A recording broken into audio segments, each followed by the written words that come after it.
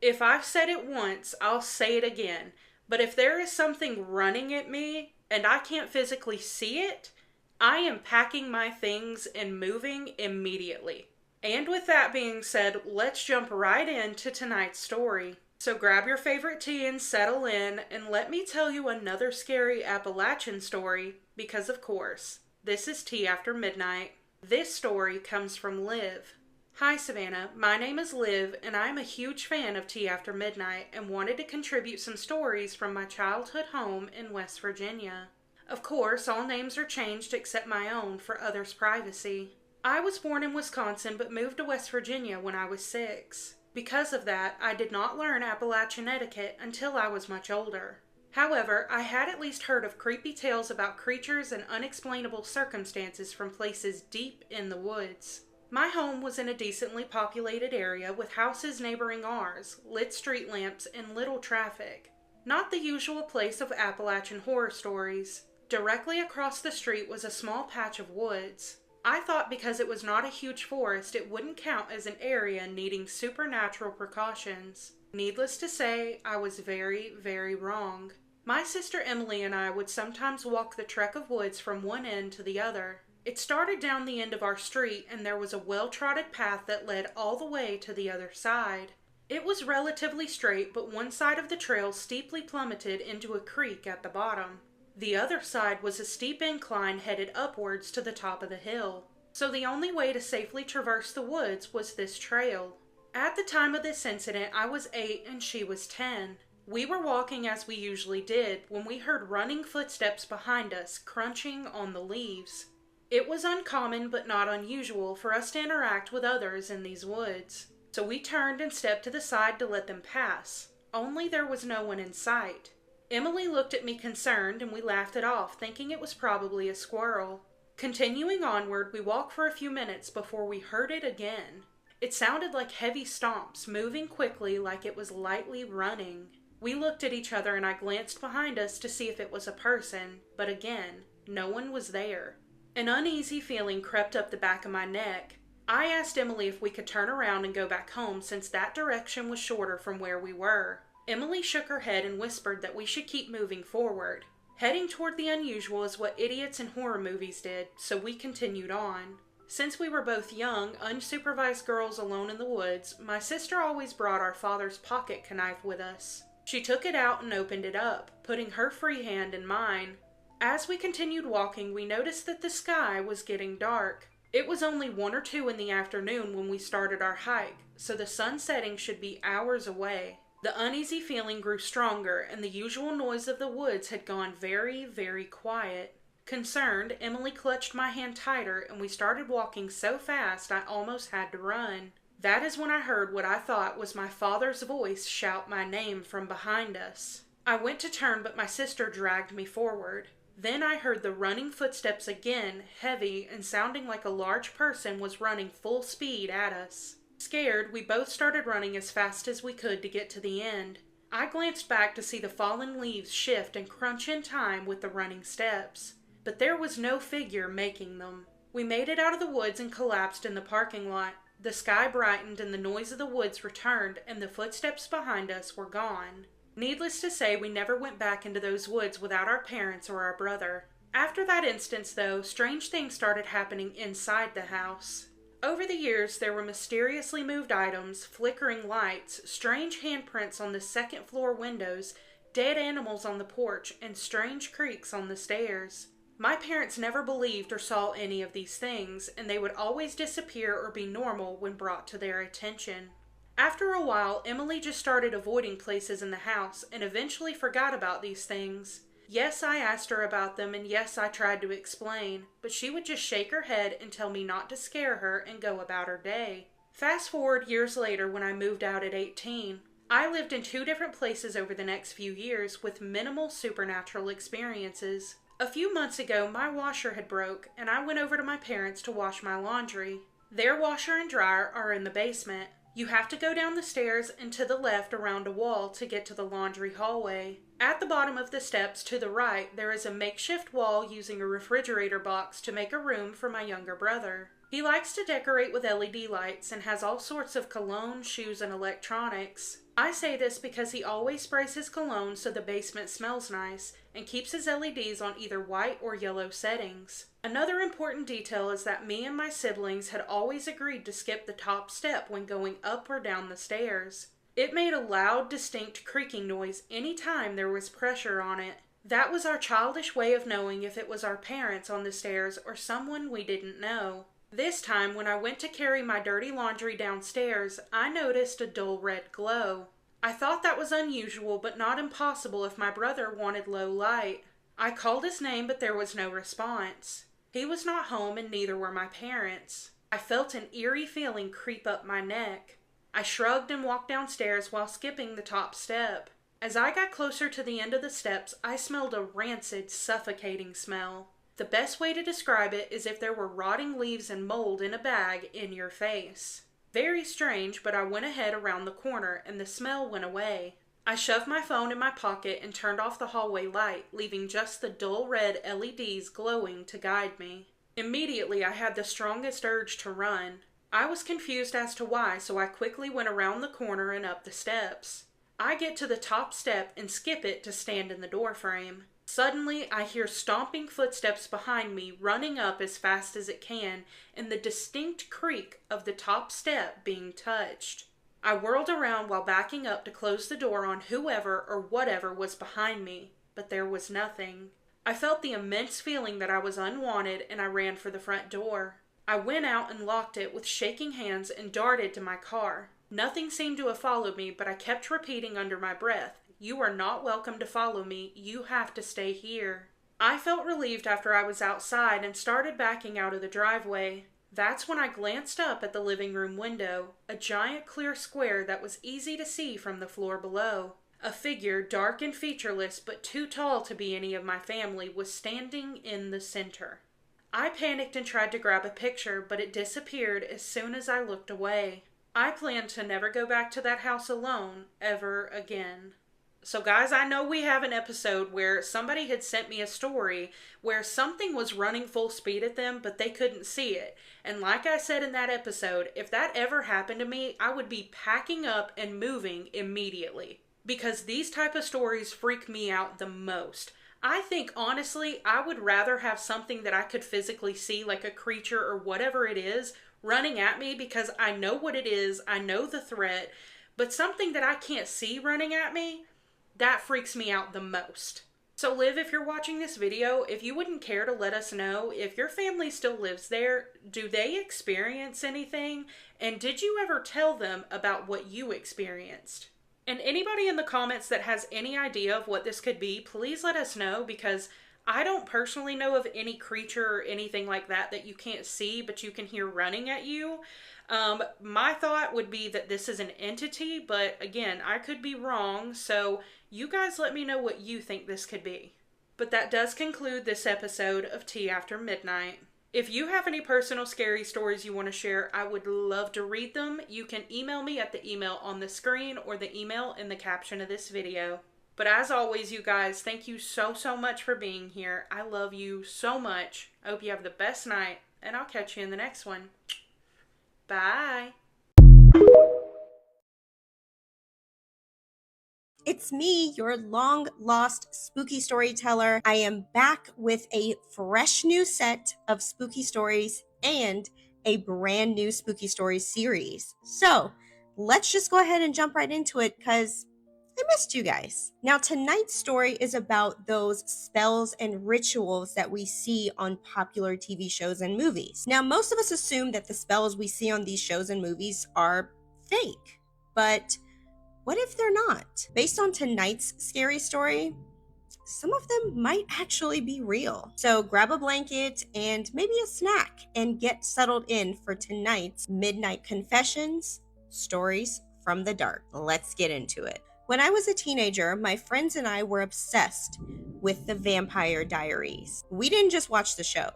We were fully immersed in that world. We spent hours online reading about the spells they referenced, the symbols they used, and the folklore behind them. There were entire forums dedicated to recreating the rituals from the show, and we treated them like games. Sleepovers were always the same: a Vampire Diaries marathon and us recreating the spells and rituals. We tried dozens of spells over the years. None of them ever did anything. That's why the night when something finally happened didn't feel dangerous at the time. We were at our friend Leah's house.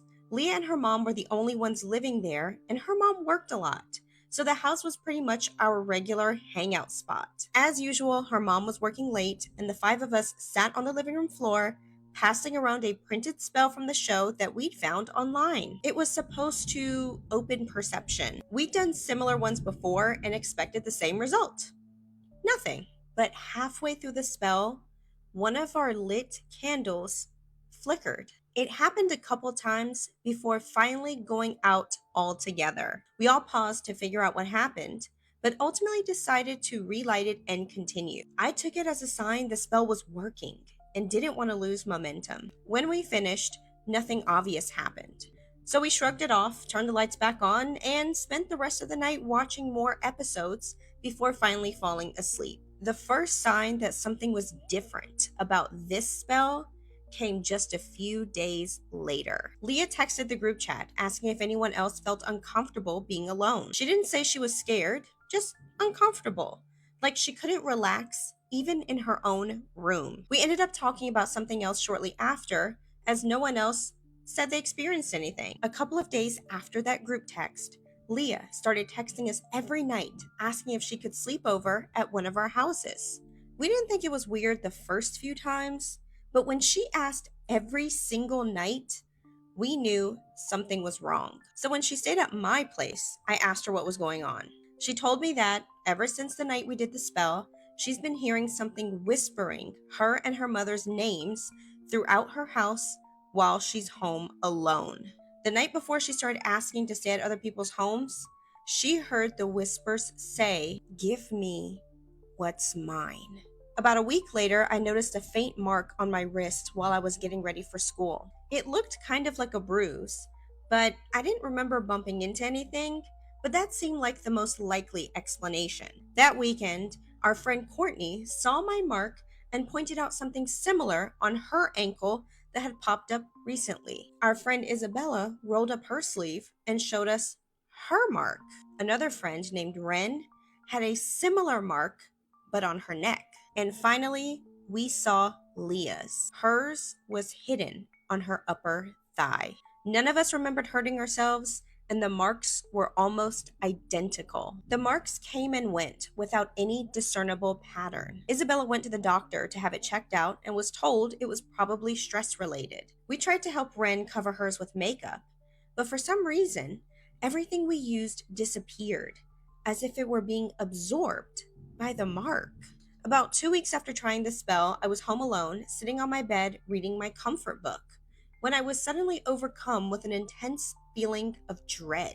I felt my stomach painfully tighten so strongly that I thought it would burst. I immediately dropped my book, but that was the only movement I could make, as I was somehow frozen in place. I couldn't even scream despite the incredible pain I felt. While I was paralyzed, I heard the distinct sound of slow footsteps and whispering coming from different angles of my room. The whispering got closer until it was finally right next to my ear. There was a brief pause, and then the word Chelsea. That's my name. Almost instantly, I snapped out of whatever that was. My stomach pain was gone, and I had full mobility again. I screamed for my mom, who immediately took me to the hospital after I told her what happened. After many tests, the hospital discharged me because they didn't find anything wrong. The next morning, my whole body was sore.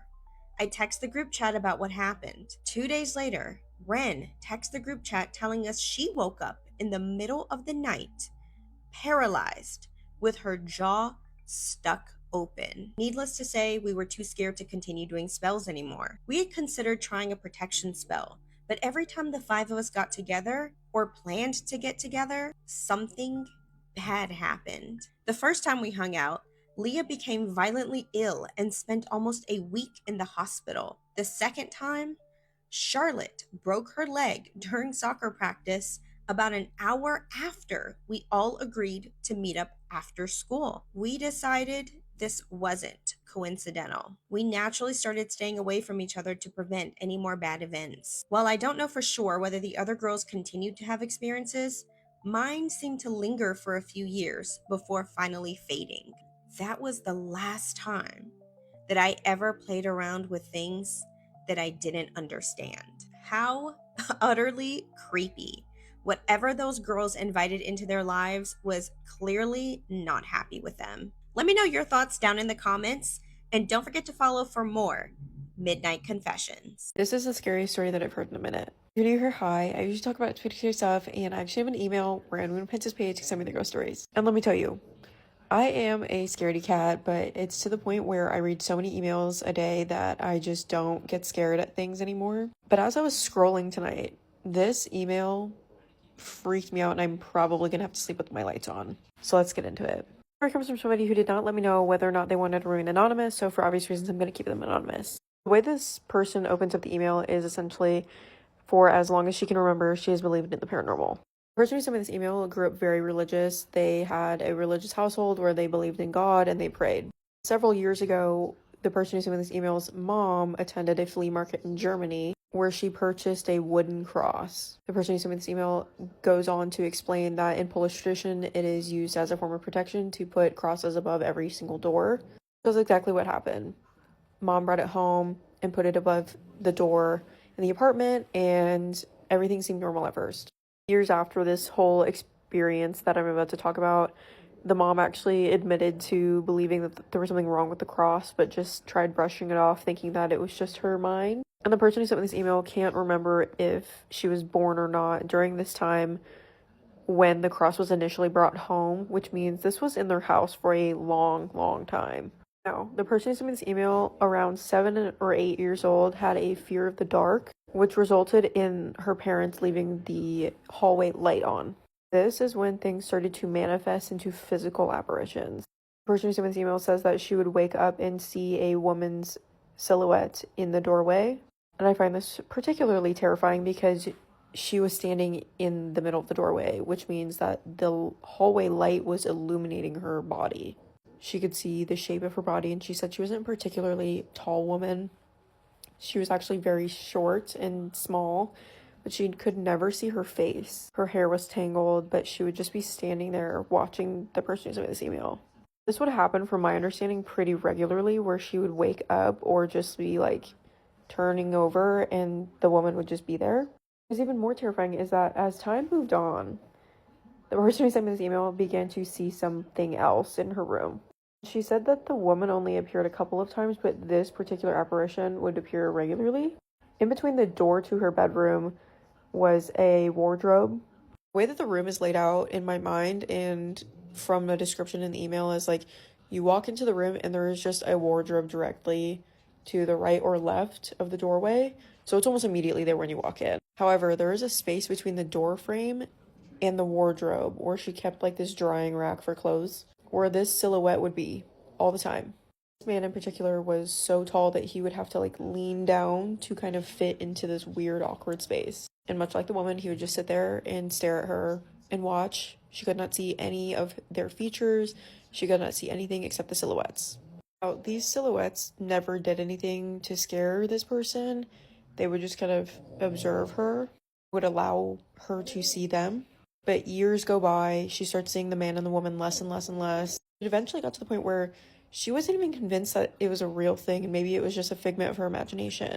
Until things began to escalate further past the man and the woman, period. At the time, she was sleeping on the couch pretty regularly, where she would fall asleep and wake up and then just take herself to her room. On this particular night, she wakes up at around 3-4 o'clock in the morning and immediately feels like there is something wrong. She wakes up in complete darkness. The TV had already shut off. And she glances over at the hallway where there is a wall that kind of escapes into the hallway with all the bedrooms. And from around the corner, she sees a long, slender hand wrap its fingers around the wall. I have chills just thinking about this. Nothing ever peeks around the corner. Nothing ever really happens, but this hand is just so bony, and it is completely dark in this room. So the fact that she was even able to make out that it was Boney is like a little scary. Eventually, the person who sent me this email just convinced themselves that it was just because they had woken up, their eyes were playing tricks on them, and it was very difficult to see in the dark. It gets worse. It gets worse. The person who sent me this email weeks after this incident woke up in the middle of the night needing to use the restroom, gets up, walks past the hallway, and as she's passing by her brother's room, she looks inside. The girl who sent me this email says that she suddenly sees a woman curled up in the corner of the room, kind of huddled under some blankets. I have chills thinking about this and how horrifying it would be to see this in the middle of the night, but she immediately recognizes this woman's hair and realizes that it is the woman that she had been seeing in her room for years. Only this time, she is able to see the smile that is on this thing's mouth. It is like horrifically twisted. Her smile is huge. You can see this thing grinning ear to ear. Years after this encounter, she is visiting with some family, and the story of this thing comes up, and they're just talking back and forth about like this cross that their mom had picked up from a German flea market. During this conversation, her aunt is like chiming in about how she had received a key for the apartment that they were staying at the time, was sleeping on the couch, and woke up to the feeling of someone choking her. Immediately upon opening her eyes, she saw this woman in a white nightgown with tangled, messy hair smiling at her.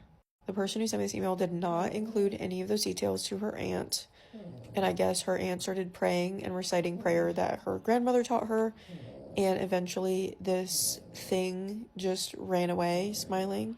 And I honestly think that's the worst part, is thinking that something isn't real, and then something happens where it gets brought up in a conversation, somebody's like, oh no, I saw that too. Anyways, that's gonna do it for me. Stay tuned for my ghost stories. The person that sent me the story called it, "What is Watching Me?" By the way, if you have a story that you'd like to share with our glitch community about glitches in the Matrix, dreams, aliens, cryptids, or the paranormal, you can send it to this email address. And remember, we believe you. Good night, Anti-Matrix and Spooky family. Good night. I am an overnight security guard, and being in this field, you are constantly traveling to new sites and being exposed to different energy fields and people's demons, rather they be physical or spiritual. I know I have had several encounters I cannot explain to this day. I have coworkers with the same types of experiences, some being worse than mine, but I just wanted to share one of my most unsettling encounters to date. Encounters. Why did I say encounters? What's an encounter? So to set the scene, this site was a manufacturing facility. The building was quite old, but had mainly always been a manufacturing facility of different types of products. When I began, the building had just been purchased by a new company, so it was so new, no employees had even been hired yet. On the regular, the only people on the site would be security or the higher-ups of the company who would have meetings during the day, and also a very kind elderly man named Mr. James, who was the building's maintenance guy. So I normally worked third shift. So this night, it was Mr. James, a young male coworker, 20, and myself. As security, we were advised to do patrols every hour, and at this time, it was around 8 p.m., and it was my turn to patrol. So due to the buildings normally basically being empty besides the people I mentioned, the building would almost always have the lights off, and there are automated lights that turn on with motion, but the lights do have a feature where if the last time the lights were on, if they were manually turned off, they wouldn't activate by motion. All of this is important to note.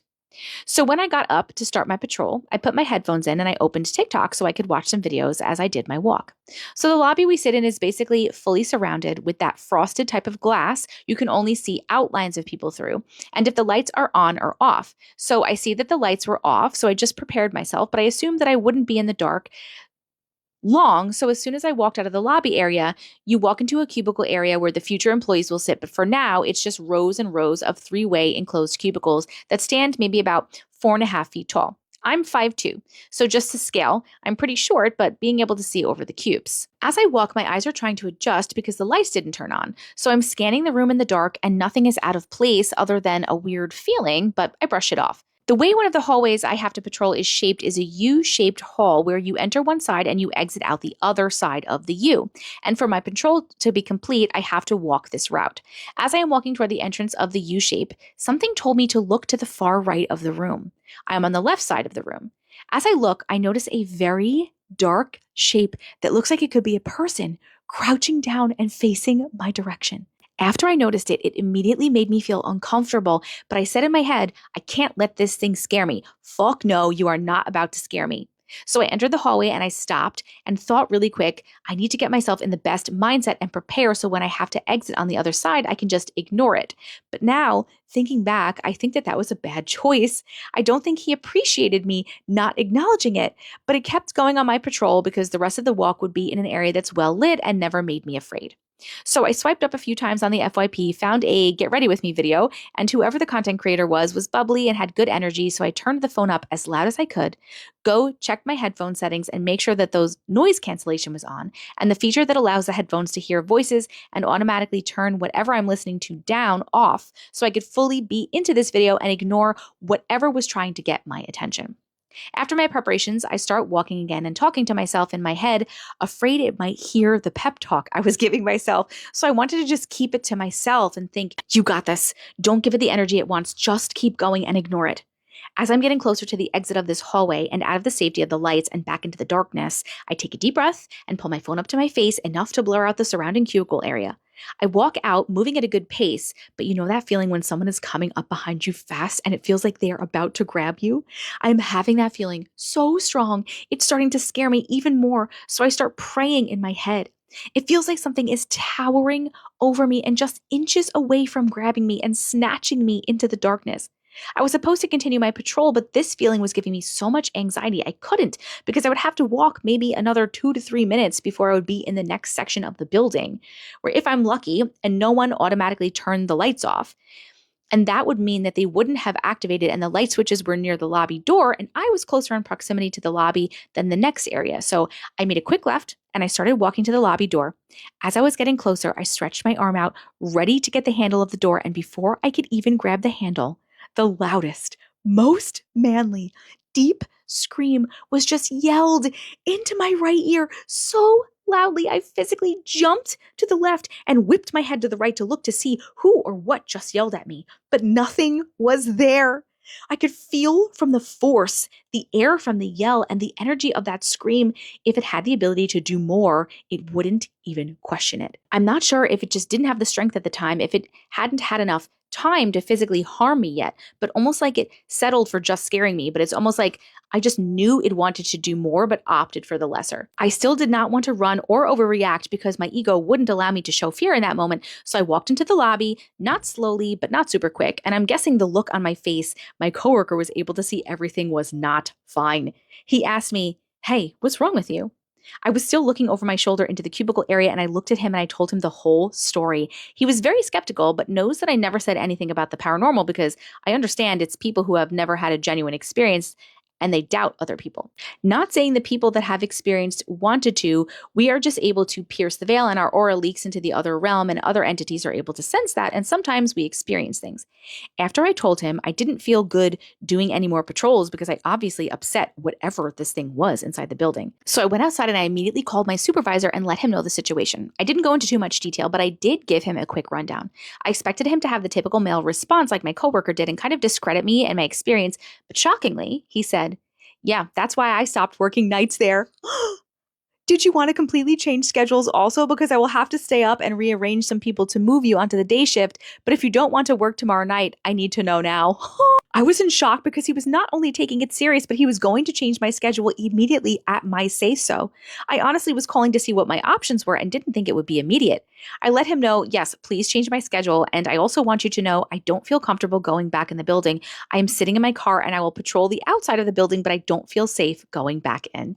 He agreed and let me know that was completely fine. You know what? W boss, W boss. After finishing up this conversation, I look up at the building and I am scanning all the glass panoramic windows to the front of the building and something catches my attention. I noticed a dark silhouette of what looks like a 10-foot person because how tall it was. I felt my heart drop because it was standing still in the last area I encountered it. By the lobby door inside the cubicle area, just out of the range of the light coming in from the lobby itself. A small part of me knew better, but I was hoping it could have been my coworker just trying to freak me out until I looked into the lobby and could see him still sitting at the desk. My chest felt so uneasy, and call me a bad coworker, but I didn't go back in until I had to clock out, and I just walked to the door and asked him to bring me the phone we would use so I could clock out, LOL. But after that, I knew I never wanted to be in that building again. So I went home and I had to collect my thoughts and pray and call my family for guidance. And they let me know that they would come and bless my home because I honestly felt that that thing had the worst intentions. And if I was ever caught alone by that thing again, I wasn't sure how it would escalate, and I was not going to give it a chance to do more than startle me the way that it did. So the next morning, I called my supervisor and he actually wanted the whole story. So I let him know the whole situation. He ended up letting me know of a situation that he had at that site with what we concluded was the same entity, but he basically was in the back of the building where all the boilers are and big machinery was. It's very loud and dank and a dimly lit area, but there was the occasional dark corner, but mostly lit. He said he was back there patrolling because he had to send a guard home for the night and had to cover the rest of that guard's shift. He said during his walk, he noticed one of those dark shadows in a far corner, but because it wasn't an area that we have to go in, he ignored it like I did and continued walking. He said that when he left that area, it was like something was following him, but he didn't think anything of it before he walked into the next room, and a broom that was hanging on the wall in one of those clip things for mops and brooms had fallen, missing him only by a couple of inches. He said that wasn't the part that scared him. When he went down to pick it up, the figure was behind him in another dark corner, and he said it was shaped like a person. So he jumped up and he walked out of the area quickly because the area he was in had a lot of machines and tools hanging on the walls and in toolboxes lining the wall. So he was afraid it would escalate into more and be very dangerous. He said from that day, he wouldn't work nights because he didn't want to be in the building when it was too dark outside, because at least during the day, the building having all of their windows are a good thing because all of the natural light completely eliminated the opportunities for shadows and shadow men. LOL. After my experience, I knew I was done with the building, but I for sure knew now I couldn't stay. I let him know I'm not even comfortable with going back into the building anymore and that I just wanted to be completely transferred to another site. He thought it was a lot, but he understood because my family is very religious and believe if an evil spirit sets its sights on you, it won't stop until it has done damage, whether it be physically, mentally, emotionally, and even financially in some cases, and I just didn't want to run that risk. I was at a new site within 2 days. The end. Oh my God, that was so scary. What is in that building, dude? I'm so glad that your boss believed you. Like, that's so amazing and so wonderful. And I'm actually really proud of you for quitting too and going to a different site. Well, not quitting, but going to a different site because like you couldn't handle it. Because I couldn't handle it either. I think I'd be way too scared to go back in there, period. Thank you so much for sharing. Let me know what you guys think in the comments. A night nurse changed my hospital wristband to the name of a woman who had died in that room prior and told me not to take it off until morning. This is Scared with Jess, and today's story is about what came into my room looking for her. I woke up sometime after 2 a.m. to a nurse cutting the wristband off my arm.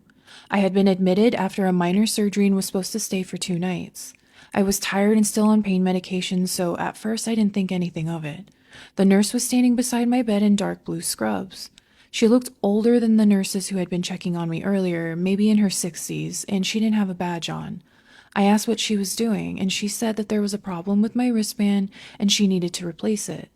She put a new one around my wrist and pressed the ends together, and then she pulled my blanket back over my arm. I looked down at the band, and the name printed on it wasn't mine. It said Margaret Vale. I told her she had given me the wrong one, and the nurse looked towards the door before answering. And then she said quietly, "Keep it on until morning." I thought I had misunderstood her. I held my wrist up and told her again that it had someone else's name on it. She leaned closer and said, "If anyone comes in this room tonight, don't tell her your real name." I remember feeling completely awake after that. I asked who she was talking about, and the nurse looked at my wristband, and then she said, "She only looks at the name." I reached for the call button, but she put her hand over it. She wasn't rough, she just held it down and looked straight at me. "Please," she said, "leave it on." And then she walked out. The door closed behind her, and I sat there staring at it for a while. Part of me thought I had dreamed the whole thing, but the wristband was still there. Margaret Vale. The date of birth printed beneath the name would have made her more than 80 years old. I pressed the call button, and a different nurse came in a few minutes later. She was one of the nurses who had been working when I arrived, and she had her badge clipped to her shirt. I told her another nurse had changed my wristband. She looked at it and immediately asked where I had gotten it. I said an older woman in dark blue scrubs had put it on me. And she checked my chart and said nobody was supposed to change my band. And then she asked me to describe the woman. When I mentioned she didn't have a badge, the nurse's expression changed slightly. She tried to hide it, but I noticed. She cut the band off and dropped it into the trash, and then she printed a new one with my actual name. I asked who Margaret Vale was, and she said she didn't know. I asked if there was an older nurse working on the floor, and she told me there were several nurses in the hospital, but nobody should be entering patients' rooms without identification. And then she said the medication might have made me confused. She checked my blood pressure and told me everything looked fine and left. I didn't go back to sleep. I kept the television on low and watched the door. Around 3, the hallway lights dimmed. Not completely, just enough that the light beneath my door disappeared for a few seconds. And when it came back, my door was open. A woman was standing in the hallway. She wasn't a nurse. She was wearing a hospital gown and nothing on her feet. And she was very thin. Her gray hair hung down around her face. At first I thought she was another patient who had wandered into the wrong room. I said, "Are you okay?" And she didn't answer. She was looking at my wrist. I reached for the call button, but before I could press it, she said, "That isn't your name." Her voice was dry and quiet. I pulled my wrist beneath the blanket, and the woman stepped further into the room. She kept her eyes on my arm, and I told her she had the wrong room. She stopped beside the foot of the bed, and then she said my full name. Not Margaret's, but mine. I had no idea how she knew it. I pressed the call button and nothing happened. No light and no sound. The woman started moving around the side of the bed, slowly. She kept saying my name under her breath. I backed as far against the headboard as I could and started yelling for someone in the hallway. She reached the side of the bed and held out her hand. Her fingernails were dark underneath, like she had been digging through dirt. She said, "Give it back." I didn't know what she meant. And then she reached for the wristband with my name on it, and before she touched me, the older nurse appeared in the doorway behind her. The woman in the gown stopped, and the nurse looked at my wrist and said, "You took it off." I told her the other nurse had removed it, and she didn't look at me. She was staring at the woman beside my bed. The woman slowly turned around, and neither of them moved for a few seconds. And then the lights went out. I screamed, and something grabbed my wrist in the dark. It pulled so hard that the band cut into my skin. And then I heard the older nurse say, "Not this one." The lights came back on, and both women were gone. My door was closed again, and the call button started working, and 2 nurses came running into the room. I told them there had been a woman beside my bed, and they searched the room, the bathroom, and the hallway, and nobody found her. There was nowhere she could have hidden. I showed them my wrist, and there were red marks around it where something had grabbed me. The nurse who had removed the wrong wristband checked the trash, and it was empty. She told me she had thrown it away herself, but it was gone. I kept asking about Margaret Vale until one of the nurses finally looked the name up.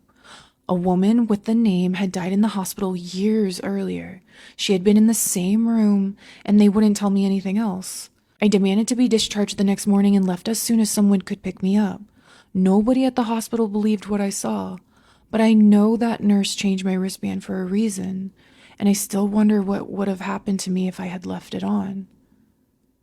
Anyway, good luck sleeping tonight. Warning to go ahead and scroll if you get scared easy, because I'm going to be reading a scary story submission that was sent to me via email. So sit down, get ready, or again, scroll if you get scared easy. The email reads, "Hi Casey, you can call me H when you read this, if you decide to read it out loud for everyone. I came across your TikTok page and I found it most amusing. It's no secret I love paranormal things, and I always did, even as a child. Your stories reminded me of some of mine. I want to start off by saying I'm from Egypt, Giza to be specific, and where I used to live when those following stories happened was pretty close to the pyramids and the Egyptian Grand Museum that was under construction at the time. Very known thing in my family that we see stuff, paranormal stuff anyways. I would love to say my mother is famous for it, which meant I somehow ended up with the same issue. As a child, I would see shadows or hear whispers, but as we moved into that house, which I spent over 14 years in, things grew interesting. To set it up, it was a 2-floor apartment. The top floor was where the bedrooms were, and the bottom floor was the living room and the kitchen. The issue always was the stairs. For a long while, my room was right next to the stairs, till I moved into my own individual one, leasing that one to my sister in 2020. When I was 7, my mom saw me coming out of my room completely from the dark. She said I ignored her, didn't look her way when she asked me to take her phone and cigarettes downstairs with her, and walked downstairs and disappeared into the guest bathroom. She was so upset she rushed downstairs only to find me asleep on the couch with my dad, and Dad confirmed I never was awake in the past 3 hours. The stairs were, well, like any stairs you can think of, but I was always wrong. I feared them at night most. The part that was down was the most scary, and I used to own a cat. I like to mention I never lived long without one. You know, animals just know things. And he too was scared of the stairs. Often, I'll find him staring at the top of it from downstairs or at the wall next to it. I also often see cats that weren't mine, black or white cats, for just a second. I would also feel them next to me and physically feel them touching my leg like they were passing. And when I was 16, the nightmare started. It was always the same, in the wolf hour, around 3 to 5 o'clock. And before Fajr starts, they put in parentheses the prayer, if I mispronounce that, please correct me. I would dream of a tall, dark woman standing, all leaned down, and she didn't fit, coming slowly upstairs in my room direction. I always woke up before she made it fully up the stairs. Never seen her face. It was always so dark, but it always felt heavy, paralyzed, terrified. Whenever I was on those stairs, I would feel movements behind me. Or when I slept, I can sometimes feel the mattress shifting like somebody was sitting down on it behind me. If I went downstairs for a snack at midnight or past it, I can always see things moving near the stairs from the open kitchen, and I always chose to ignore it. My cat would spend hours staring at the walls of the stairs, not even answering or looking at us, and it would always be by the stairs in my nightmares. Every time, the same dream. I eventually learned not to sleep in that hour, whether after or before, but not in between 3 to 5 a.m. And I always took my cat with me everywhere. And sometimes he would run like something was after him. There was a lot of weird things about that apartment, but for 14 years, the stairs terrified me. I have no explanation. I was told by the gatekeeper of the building once that he too encountered stuff in the basement of the building. A huge shadow he came across while fixing something, let alone the fact my mom saw things on the stairs too, or heard them.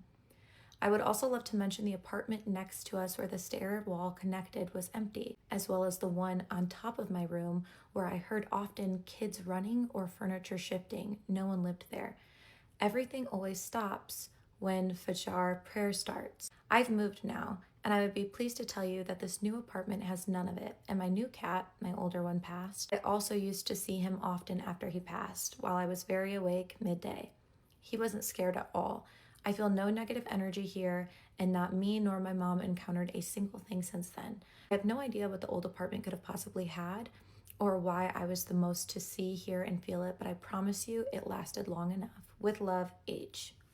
H, first of all, this is one of like my favorite stories that's been sent to me. Little fun fact about me, I love Egypt. I'm obsessed with Egypt. I'm obsessed with the pyramids. I could go on a whole rant about that. So this is actually so interesting to me. It does not shock me that you would have experiences like this, especially if you're intuitive, empathic, living in an area with so much history, with so many unanswered questions. I'm super happy to hear that you guys are in a space where you feel safer, more connected. I definitely don't like that sounds like the spirits that you were encountering in your previous space, they seem negative. It seems like you were fearful, like very fearful, and like it wasn't positive energy.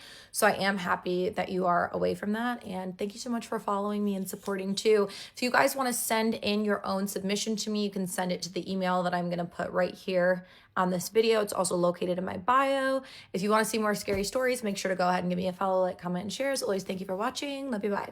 We've had an email through. It's one of the maddest tales. It's just mental. This woman has been kidnapped twice. My name's Valerie. I'm currently 23 years old. When I was 10 years old, I was kidnapped by two men who worked in a repair shop. I was struck in the head and passed out. I don't remember much after that, but I woke up in the backseat of a car that was parked in the shop. Oh my God. The car window was down and the two people were nowhere near in sight. So I climbed out the window and made a run for it. When I got home, my mother, who was slightly pissed, didn't believe a word I was telling her and just told me I must have slipped and cracked my head open. I was taken to the ER and left with a mild concussion. The second time was when I was 15.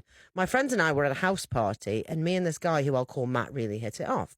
Matt eventually said that we should head to this other mate's party, and I, being the animal I am, trusted this man I just met to drive me to another stranger's house.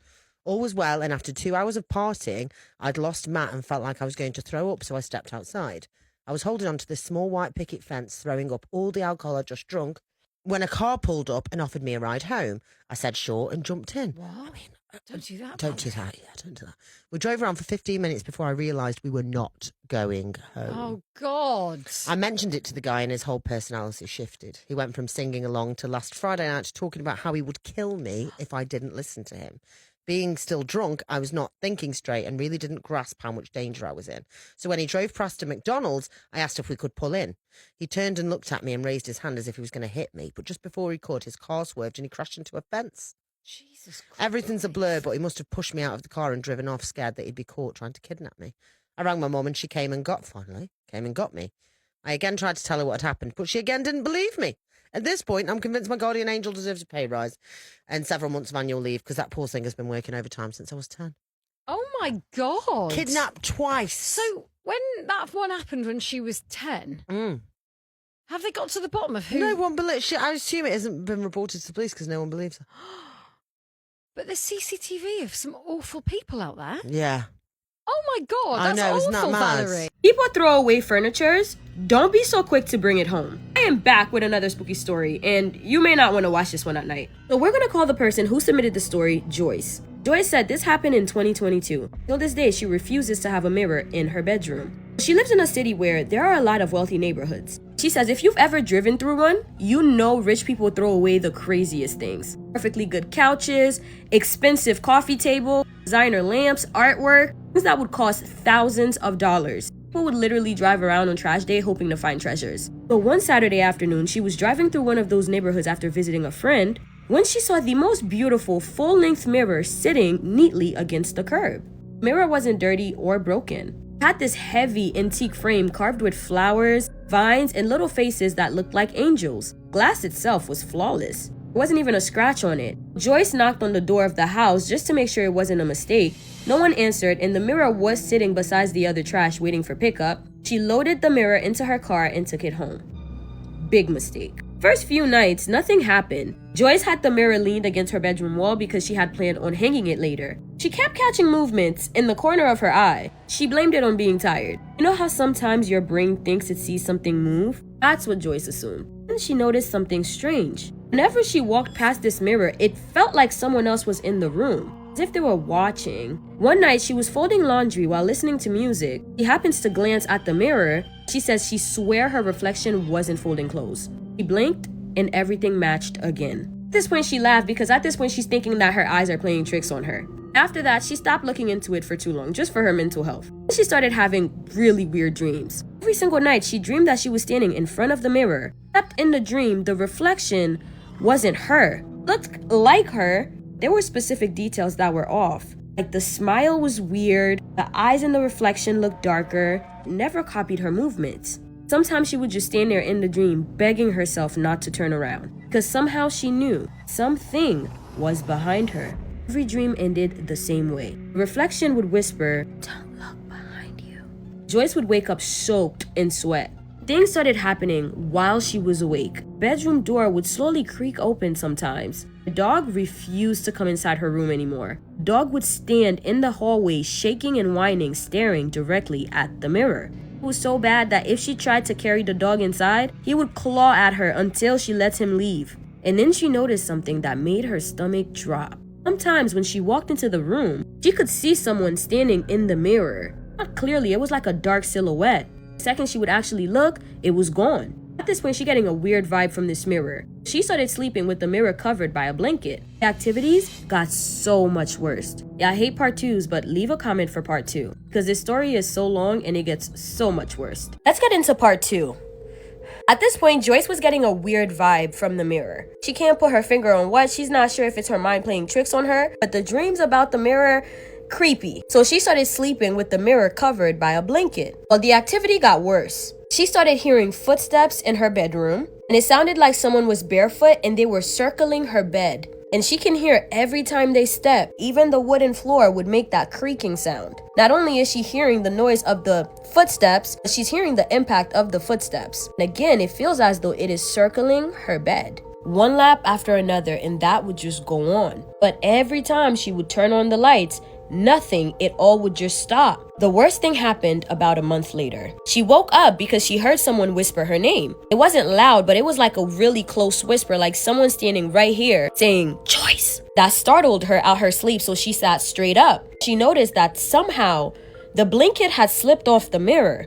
Her blinds were open, so the moonlight was shining directly onto the glass. And that's when she took a closer look and she realized someone was standing inside the reflection, the mirror. Not in her room, but inside the mirror itself. It was a tall figure. It was completely black with no face that you can actually make out. It had these long arms hanging by its side, and Joyce just froze. And Joy wants to look away, but she can't. And at this point, she's wondering, is she delirious? Well, the thing in the mirror starts moving, like its body just starts swaying in the mirror. And at this point, Joyce is noticing her reflection in the mirror. It didn't match the fear that Joyce had on her face. At this point, it is too late in the night. She is too freaked out. She literally just ran out of her bedroom. She said she didn't even grab her phone. She spent the rest of the night locked up in the bathroom until the sun came up. The next morning, she asked her brother to help her carry the mirror outside. Now, the reason why she hadn't gotten rid of the mirror sooner is because she looked up this mirror. She's seen a listing for it. This mirror is worth at least $3,000. So that's why she took so long to get rid of it. But the next morning, her brother comes to help take the mirror outside. And the second he touched it, he asked her, why is the back of this mirror so warm?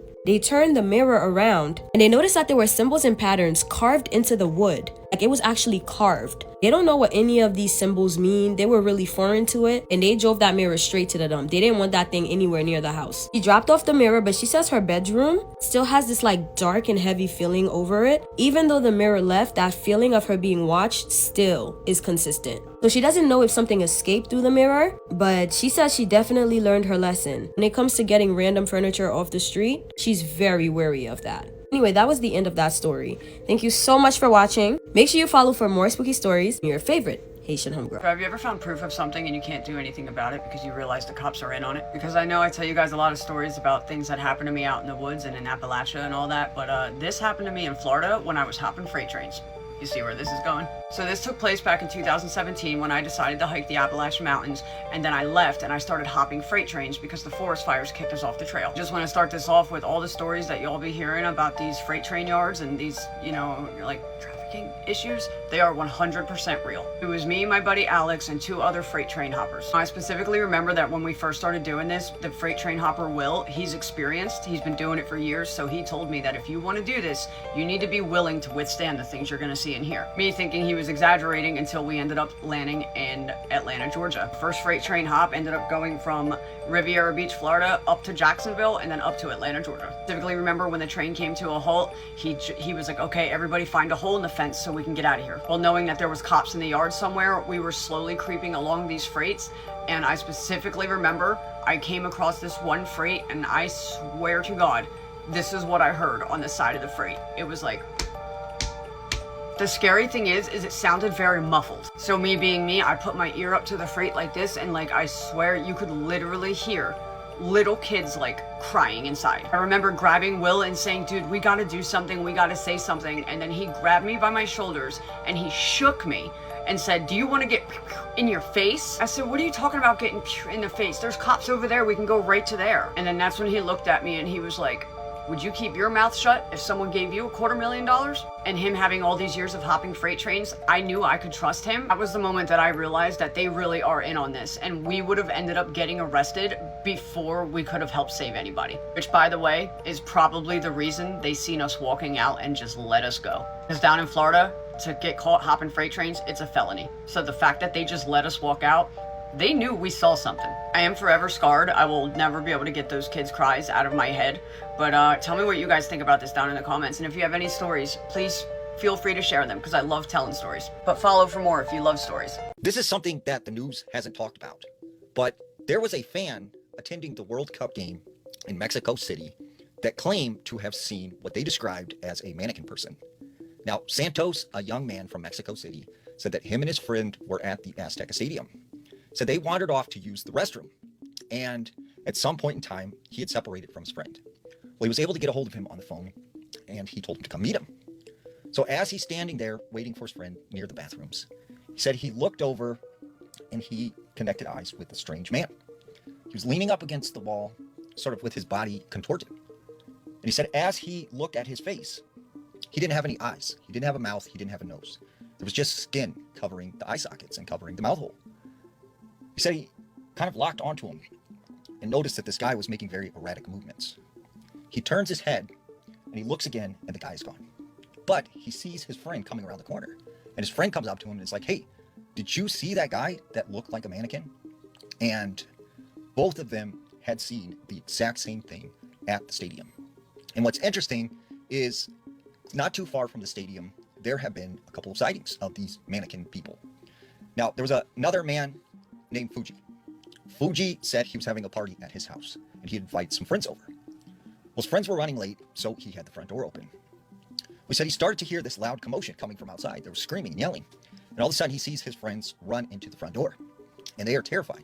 And they're like, there is a man outside that looks like a mannequin. And he's like, what are you talking about? You guys are messing with me. Like, no, there's this guy out there that looks like a mannequin. So he goes out the front door. And he said, sure enough, standing in the street was this man with his arms behind his back, kind of twisted. And he said this man didn't have any facial features. He had no eyes. He had no mouth. And he looked like a mannequin. And he said that's when this man started to run away, except he was walking on his tiptoes sideways. He said this man ran into an abandoned home that was a couple houses down.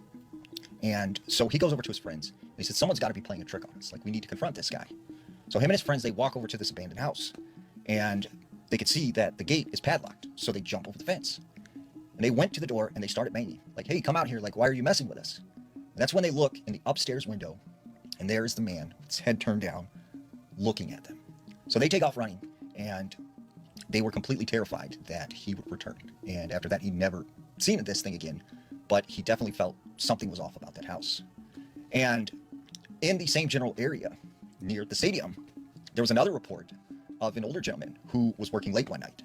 And he left about 12:30 to walk home. And as he's walking these dark streets, he said he began to feel a cold chill. And it felt like the energy in the area just kind of changed. He said that's when he turned, and standing in a closed down business, there was a mannequin. He said, man, that mannequin looks very real. As he walked closer, he could see it didn't have a face. It was wearing some sort of jacket. And as he gets within a couple feet of this window, he said that mannequin moved. So he turned around and began to take off. And he said that's when he heard the front door open. And as he looked back into the window, the mannequin was gone. But he could hear the sounds of footsteps running off in front of him. So what do you think? What are these mannequin people that they are seeing in Mexico City? What if time travel isn't possible, but communication through time is possible? Today we're going to dive into another one of my favorite urban legends, the Doddelson messages. And this is maybe one of the strangest alleged cases of time-spanning communication ever recorded. Whether this was an elaborate hoax or actual evidence of communication from both the past and future is up for you to decide. But in 1984, a man named Ken Webster moved into a cottage that was called Meadow Cottage in Doddelson, England. Ken was just a normal guy. He was an English teacher, and it was him and his girlfriend Debbie who were living in the cottage. And the cottage was sort of in various states of repair and remodel, but it had been originally built in like the 18th century. So it was an older house, and pretty much immediately strange things started happening. They would complain of feeling cold gusts in different parts of the cottage, and then they started seeing strange six-toed footprints appear in the dust on the floor. Objects seemed to move on their own, like they would find their tins of cat food stacked up into pyramids around the cottage. But then the messages started on Ken's computer from someone who claimed to be from the year 1546, okay? And this was an old computer. This computer was a BBC microcomputer, and it wasn't connected to the internet. It wasn't hooked up. The internet didn't even exist as we know it today. It was more or less a fancy word processor. And one day a file appeared on the computer that neither Ken or Debbie recognized. And so they opened it, and it was sort of this cryptic message, but it started with, I write on behalf of many.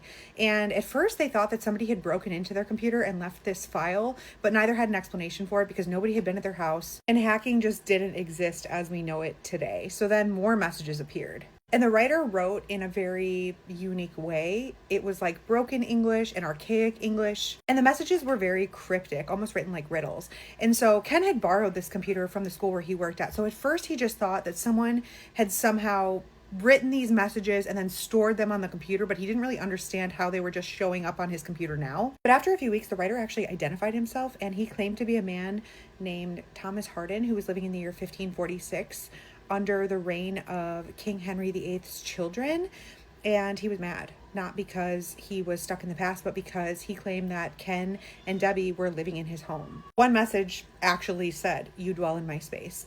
And then he asked a string of questions about electricity and about the windows and about the mysterious glowing box in which he was able to leave these messages. All these messages were written in like Tudor-style English and had misspelled words, and it was very clear that whoever they were communicating with didn't understand modern appliances. But the spirit or the entity or the person on the other side of these messages was very clear that he believed that the box was the light that the devil makes. Ken and Debbie started typing messages back, and over the next few weeks, a conversation actually developed. There was also a poem left on the computer that talked about fame and life and death, as if summing all of those things up into one message. These messages and communication went on for about a year, and just when Ken and Debbie thought they understood who they were in communication with, another communicator came through the computer, and this one claimed to be from the year 2109. Not from humanity's past, but from humanity's future. This one was different because it didn't communicate in the way that they had come to recognize as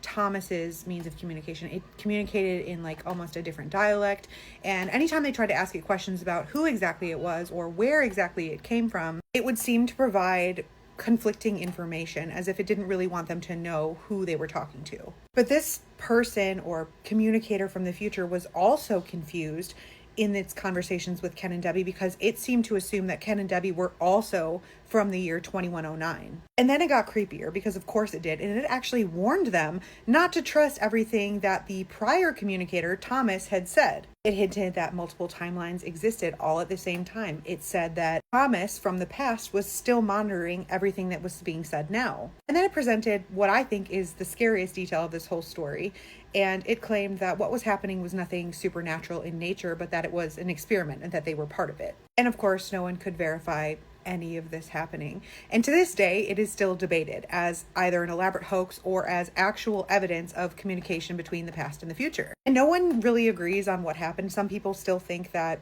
Ken and Debbie and their friends created this very elaborate hoax, because Ken later did go on to publish a book detailing his conversations and the messages that were exchanged. But at the same time, other people are like, well, wouldn't you publish this if this happened to you? Many details about the messages and Thomas's claims of living in the year 1546 were surprisingly accurate. Researchers have also pointed to the surprising accuracy in the way that Thomas, who claimed to be from the year 1546, actually spoke and wrote, which would have been right on for how they actually spoke and wrote from that year. Another thing that I think makes this interesting to note is that neither Thomas nor Debbie had any sort of specialized computer training, which would have been necessary to sort of create the files that they had provided at the time. But it's up for debate, and no explanation has really convinced anyone of what actually happened. So what do you think? Was it a very early joke in computer history, or did a man from 1546 really have advanced technology that allowed him to communicate with people from the modern future? Or perhaps the strangest theory is that it was actually an elaborate psychological experiment from our future. Either way, the Dottelson messages remain one of the strangest unsolved and unexplained mysteries ever associated with a computer. Let me know your thoughts, and if there is an urban legend or something you think I should cover in this little mini-series, let me know and I'm happy to look into it. Our July Creepy Games and Rituals month. The plan is that we are doing 2 explanation episodes where we are explaining all of these rituals. And then we're going to have 2 episodes following in the next Fridays that are stories of people who have tried these rituals. The first thing I want to talk about with these creepy games and rituals is some common questions that I get. Number 1, why do we say that you shouldn't try these and then explain how to do them? Because we're fun and we're cool. And because it's interesting. Exactly. It's so fascinating. Right. Like, we don't go try these, but we still want to know how to do them. Exactly. Because that's the fun of it, is understanding how it works, what happens. Yeah. But that's not saying go do it. Right. And then you can also understand the stories of people who have tried them and what they went through and what they had to do. Exactly. How involved it can be. Spot on. The second question I get is, why would people try these? And I have a few common reasons that I've noticed. Number 1 is people are like, this isn't going to work. They're skeptics and they're like, nothing's going to happen. Sometimes nothing does happen, and then they don't really have anything to write about. They'll post and say nothing happened, this is bullshit. Or someone will post and say, this is what happened to me. Or they'll send us a story and say, this is what happened to me. I tried this. Sometimes it goes how the ritual is supposed to go. Sometimes it doesn't. Sometimes they just end up having really weird paranormal experiences. Because, a really bad time. Yeah, because they tried a ritual that invites something in. Okay. If you're going to try the ritual, just assume something's going to come. You have to assume that something could come and it could not be fun. The third reason is because people believe that it will work. And they're like, this is so cool and so fun. And sometimes I do say we play stupid games, win stupid prizes, but also sometimes people try the rituals and it works how it was intended and good for them. Yeah, that's awesome. No judgment. No, that's what gives us content. Right. But we are here for it. Right. Well, we're telling you, play at your own risk. Yeah. Don't hold us responsible. And if you're a child, you're not supposed to be watching this. Yeah, go away. I do just want to say that most of these can be found on The Ghost in My Machine, Scary for Kids, and Reddit. I highly suggest, if you like creepy games and rituals, checking out The Ghost in My Machine. Lucia Peters is the writer of that website, and there is literally so many creepy games and rituals. So many. Okay? The Shanghai tunnels are a series of tunnels underneath Portland, Oregon. Now, they go back to the 1800s when they were actually built and used to Shanghai people. Now, a lot of creepy stories have came out of the Shanghai tunnels. This is one of them. Now, there was this man named Sean. Sean grew up in Portland, Oregon, and he worked downtown. And one day when he was going to work, he ran into this homeless man named Eli. And he felt really bad for him, so he gave him $10. Well, he continued to see Eli, and they ended up becoming friends, and he would constantly give him money like here and there.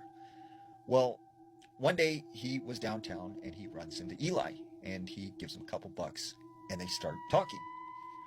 And he asked Eli, you know, like, hey, have you ever heard of the Shanghai tunnels? And when he asked Eli that, Eli just kind of like tensed up and started shaking and was like visibly scared.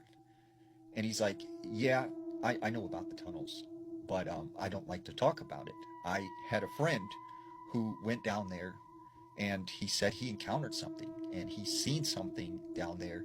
And after that, he was just not the same anymore. And Sean was like, you know, but I thought they blocked the tunnels off and you couldn't go down there. And Eli's like, you know, there's a spot over here, you know, on this one street. And like, I know a secret entrance and how to get to these tunnels, but I will not go near there. So a couple more times he runs into Eli, and he decides to ask him, hey, if I give you $100, would you take me down to the tunnels? And Eli's like, no, man, I will not do it. Like, I won't go anywhere near there. So a couple weeks later, he's downtown, and it's late at night. He bumps into Eli again. And Eli's like, hey, man, do you got that $100 and I'll take you to the tunnels because I really need the money? And he's like, okay, yeah, you know, like, here's the money. Like, show me the tunnels. So he takes him a couple blocks, and he takes him behind this building. And there was sort of this dark doorway. And he said above the doorway was this graffiti that said, no return. And he said that just kind of freaked him out because it was like they were going into somewhere where there was no return. And they then began walking down these dark set of stairs. And they found themselves in this maze of tunnels. So they make their way down all of these different corridors. As they're walking down this one particular tunnel, they start hearing crying. And they're like, where's that coming from? Like, what is making that sound? And it then began to sound like someone was just literally like wailing. And that's when they shined their flashlight and they stumbled upon like a hole in the concrete, and it led into a room. So they walked into this room and they started to look around with their flashlight, when over in the corner they see this black looking wolf dog type creature, and it's growling at them. So they take off running. They're terrified. Sean couldn't keep up with Eli, and he ends up getting lost in one of the tunnels. So he begins just walking around in the dark, like, Eli, like, where are you, man? Like, I'm scared. Like, where are you? And that's when he hears something, like a footsteps moving in the dark. So he shines his light directly in front of him, and he said he sees this woman hunched over, and she's bawling. She's crying. And he's like, ma'am, are you okay? She doesn't say anything. Takes a couple steps closer. Ma'am, are you all right? And he said, all of a sudden, this woman stood up, turned around, and she had no face. And this terrified him, so he took off running again, and he's like screaming and stuff. Eventually, he thinks he sees the shadow of his friend Eli. So he's like, Eli, man, like, come on, let's get out of here. Like, I'm terrified. Come on, let's go. And he said the shadow walked into like one of these chambers along the tunnel. So he walks over to this chamber and he goes in and he's like yelling for Eli. He looks around, there's no one in this chamber or room. And he said that's when all of a sudden he felt a cold breath breathing on his neck, and he knew there was someone standing behind him. He slowly turns around, and he said standing there was what looked like this 1800s miner wearing some kind of lantern on his head, and he had a noose around his neck. And he just took off running as fast as he can, and eventually he did find his way out of these tunnels, and he was just like terrified. Well, a couple days later, he runs into Eli on the streets, and he's like, yo, man, are you okay? Like, what happened that night? You know, did you see anything else? And Eli's like, what are you talking about, dude? Like, what's going on? And he's like, you know, the other day when we went to the tunnels. He's like, the tunnels? What are you talking about? I don't go to the tunnels. And he's like, no, we went down in the tunnels together, and we seen that, like, wolf thing. And he's like, you must be losing it, man, because I did not go down in the tunnels with you. Spooky, scary story time. We're going to call this next story The Cult. Me and a few buddies decided to go camping on Mount Shasta. Driving up the side of the mountain to the camping spot, we all commented on how the energy felt so heavy. When we got to our campground, all the other spots were vacant. And that was eerie, because we were there during peak camping months. Despite that, we moved forward with our plans. After dinner, we sat around the campfire when 2 white school buses with blacked out windows drove past our tents and further down into the campsite and further up the mountain. Again, we talked about the strange energy and what or who the buses were transporting at this hour. It was about 10 p.m. We shook it off and started to wind down for bed, when my buddy, who was in a different tent, unzipped mine, asked if I could hear chanting. I listened. I could definitely hear the same monotone chanting. We decided to investigate. We all got dressed up and decided to do a recognition. It was actually very exciting. We brought the flashlights, but all agreed not to turn them on to avoid detection.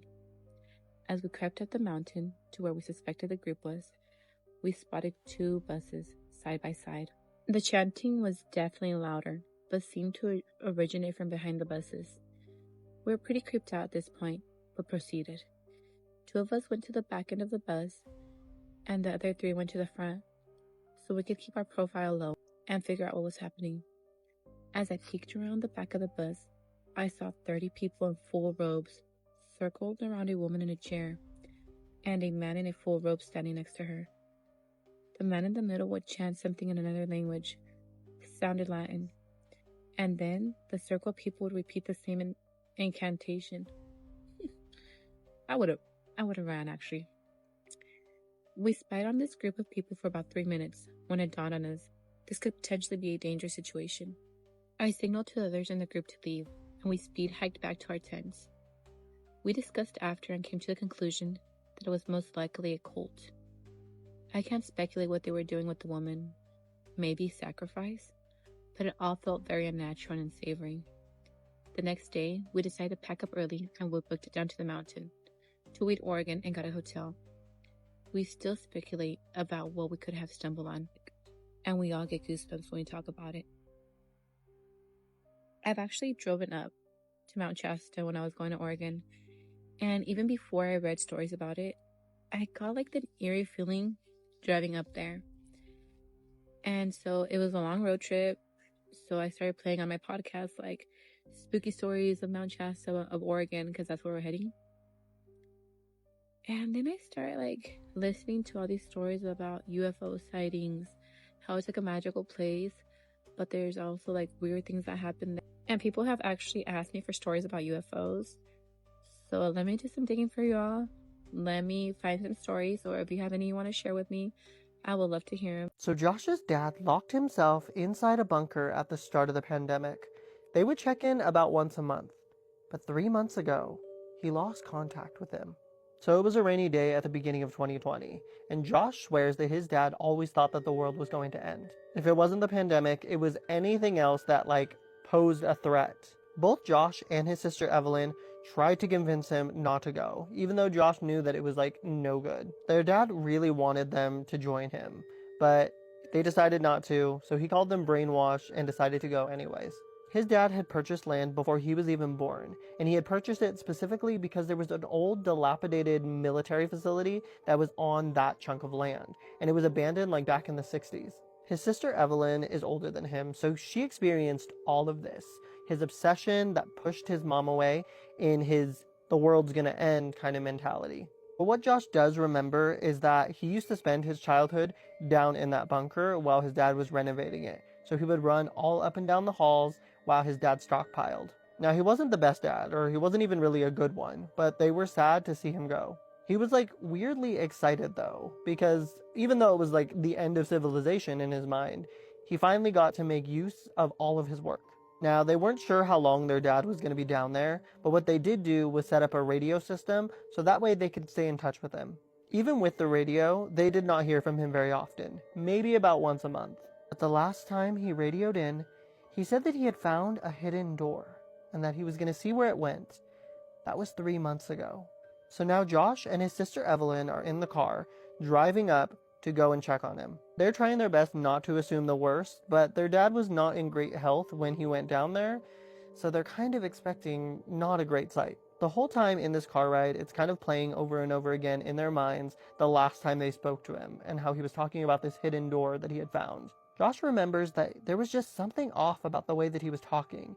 There was like a different tone in his voice.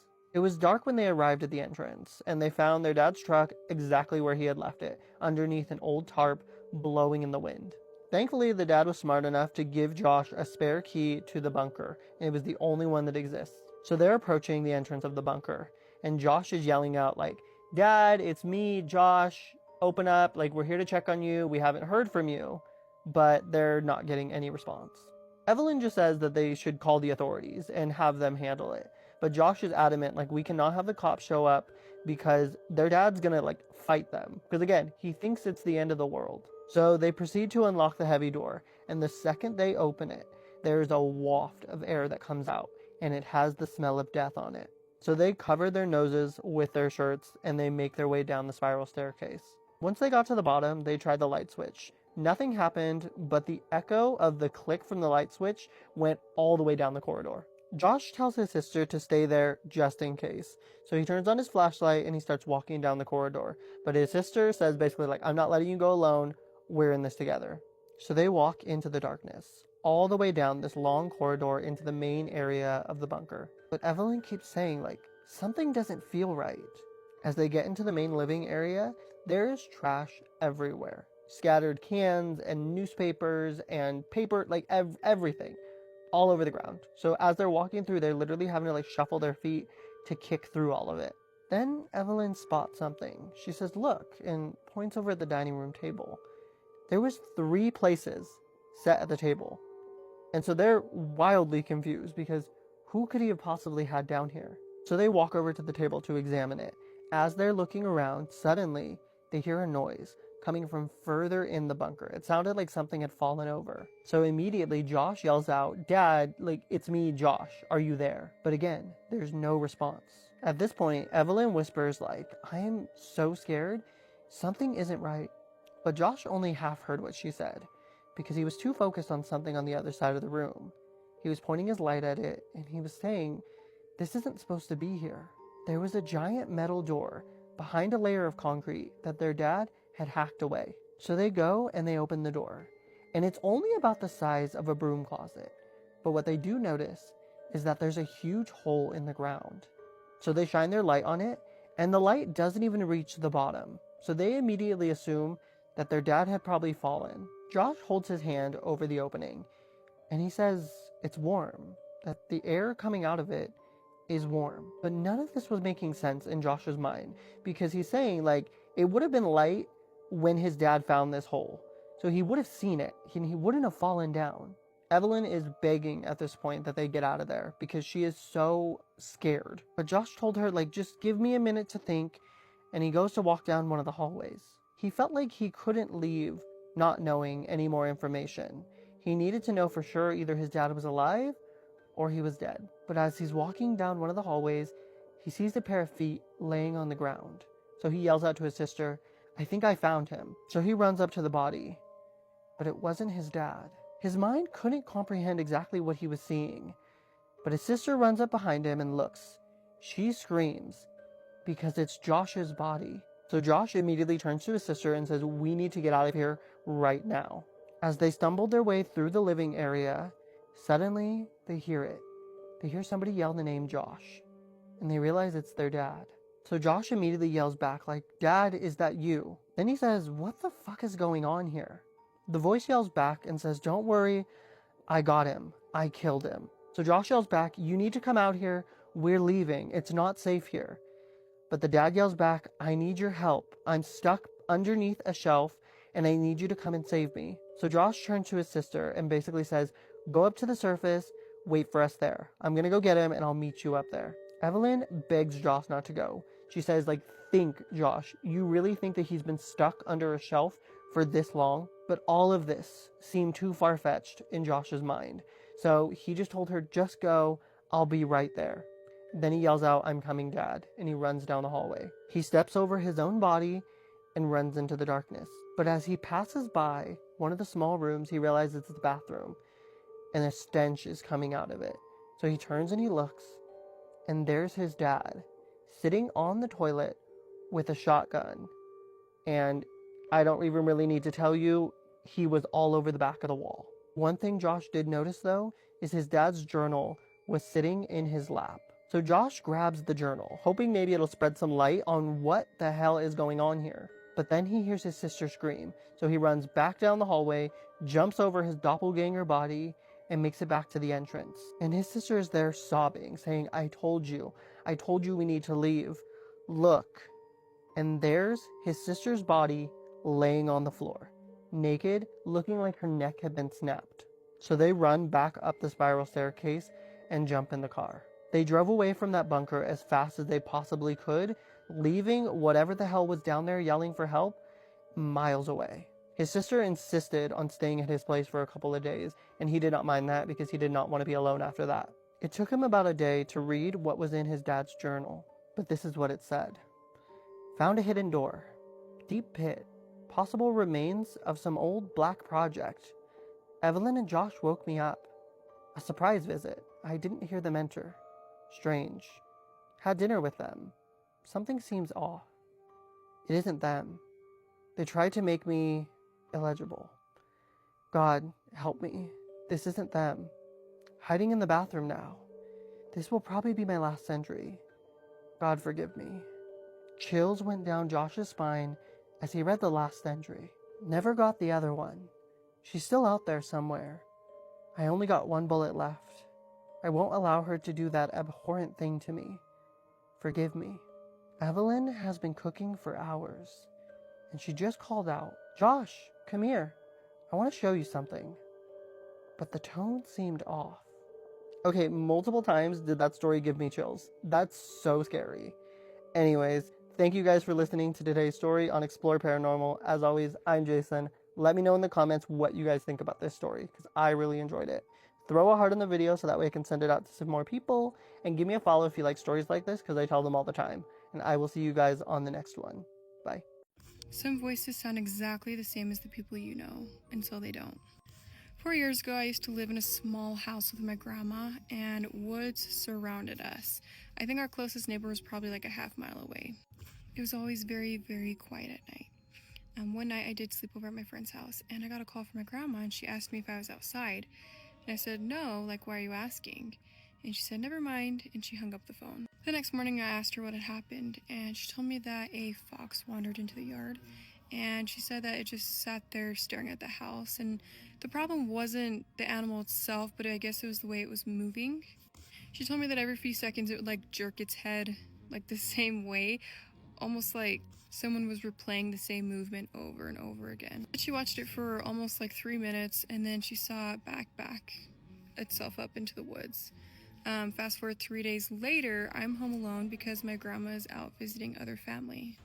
I started to hear scratching noise coming from the living room. It kind of sounded like tree branches scraping against the window. When I went to go look, it looked like there was 4 like long scratches going down the window. It looked like claw marks. I don't know. I went outside to go investigate, and as soon as I got outside, something felt very, very wrong. It was that feeling where your gut is just telling you that you need to leave the area right away. And that's when I started to hear my grandma, and her voice was saying, "Come here," and it was like standing just inside of the tree line where you enter into the woods. The voice, it sounded like my grandma, but it sounded a little different. It was a lot deeper.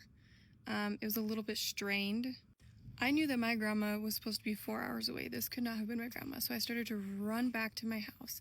I went outside the front door. So tell me why my back door was wide open. I have no idea. I got in my house, I locked my doors, I ran upstairs, and I called my grandma and I said, "Are you home?" And she said, "No, I'm still a few hours away." Before I could say anything next, I heard knocking at my door, my bedroom door. And it was like 3 knocks, and it said, "Open the door." The voice was in my grandma's voice, but I'm talking to my grandma on the phone. It ain't my grandma at the door. And I sat there and I was frozen. And then it knocked again. "Open the door." That time it sounded a lot less like my grandma and something trying to impersonate my grandma. They started pounding on my door. It was actually shaking my walls. I literally pulled the blanket over my head like I was a little kid. And I sat there and stared at my grandma's location, and she was where she said she was. She was hours away. I stayed under that for hours until I got a call from my grandma telling me that she just pulled up in the driveway. And so I went out of my bedroom. My house was empty, but I did notice that there were 4 long scratches on my bedroom door. The next morning I told my grandma everything, and she just kind of stared at me, and I asked her what's wrong, and she told me that that is exactly what happened the night that I was away too. She said that fox that was outside of her house, it was actually a voice using my voice telling my grandma to come outside, but she knew it wasn't me because she knew that I was gone. We moved a month later, but I still think about what would have happened if either one of us would have opened up that door on one of those nights. Snacks in hand, the vibe is set, and once I start, don't eat too much because you gotta stay fine. But come on, bestie, it's yeah! Hi, bestie boo, I missed you. What are you doing? You wanna go get your snack? You wanna go get your rolling essentials? Okay. I'm uploading a new YouTube video today, so if you wanna watch my stories in long form, I feel like I can't speak. Probably because I'm eating right now. I got my snack too, y'all. Look. Wait, go over to my YouTube channel and make sure you tune in, okay? And don't watch nobody else's because they're making money off of me. Anyway, on to the story. For the sake of this story, let's call this guy Jaden. Jaden was bad as hell as a kid. And I mean like violent. Like he used to be really hitting the kids. He tried to one of the kids at school one time with a pencil. Like he wasn't just bad, he was terrible. And, you know, they took him for evaluations and all types of stuff. And they kind of like labeled him with a whole different kind of stuff. That wasn't really the root of the issue, and we're going to get there. Now, from everybody else's perspective, Jaden is bad as hell. He's disrespectful. He does not listen. He does what he wants, and he's violent. And they try everything that they can try, right? They try talking to him. They try whooping him. They try therapy, and nothing is working. Now, remember how I told you they took him for evaluations and stuff? The reason for that is because Jaden would tell them that his best friend, because he did not want to have any friends at all, but he would tell everybody his best friend lives in the mirror. And obviously, modern day, by the way, Jaden is much older now. He's so much better. So this happened like around the 2000s. And you know how people felt about, you know, supernatural stuff back then. Like nobody believed in it, but it was true. His best friend lived in his mirror, had a mirror in his room where his reflection would always talk to him. His reflection was the thing telling him to do all of this violent stuff. When he told that to his parents, he would say like, you know, my best friend is in the mirror. They just assume he's talking about himself. And he's basically saying, well, myself told me to do this, so I'm going to do it. But that wasn't quite the story. For example, so when he had got in trouble for trying to a student with a pencil, he got home. Obviously, he got whooped. He got his ass whooped. Obviously, he was so angry because the best friend in the mirror is the one that told him if any of those kids piss you off, just get a pencil. It's sharp enough. So when he got home and he got whooped, of course, he went back to the mirror after he got whooped and he was crying because obviously you get whooped, go to your room. Not knowing his parents are sending him to the problem every time. Boom, he gets whooped, go to your room, go take a nap or something. And he goes to his room. Y'all know that feeling after you just got whooped. You're like, so he's like that in the mirror. He is mad, and so is the best friend in the mirror. And so the best friend in the mirror basically tells him like, yeah, your parents gotta go too. Because obviously they don't care about you. They whooped you, manipulating. And so him and the best friend in the mirror that same night decided that they were going to put the house on fire. Well, the mirror friend decided that, and he just went along with it. At the time, he was a kid, so he wasn't really too smart on how to start a fire. Don't get me wrong, the best friend in the mirror told him exactly how to, but as a kid, he didn't really do it properly. And so thankfully, everybody was okay. The fire wasn't too big. The parents caught it in time. However, they did ask him, like, how did you know to do this and this and this and this to start a fire? At that point, he stopped telling them about the best friend because, like, nobody believes him when he says the best friend in the mirror. They just think he's talking about himself. So they're just going to think, well, I told myself to do that, so I did it. There was a whole other thing where the cops got involved, CPS got involved. It was a huge thing. It wasn't until his mom was venting to her Haitian coworker at work about everything that's going on. And so when his mom kept telling, the Haitian friend, like, yeah, when we ask him, why are you doing this stuff? He keeps saying it's because himself keep telling him to do it. And so the Haitian mom, obviously, that don't sound right. So she like, what you mean he's telling himself? Like, he be talking to himself? Mom is like, yeah, he be talking to himself in the mirror and said that himself be telling him to do stuff, so he do it. So the Haitian mom is like, did he say himself told him to do it, or he said something in the mirror told him to do it? And so the mom is like, well, yeah, he said something in the mirror told him to do it, but obviously it's himself in the mirror, so he telling himself to do it. And the Haitian mom is like, oh no, honey, baby, no. That boy has been telling you the truth the whole time, because the Haitian mom would always hear about how bad this son is, because like she would vent to her. It wasn't until like the attempted fire thing that she really got into detail.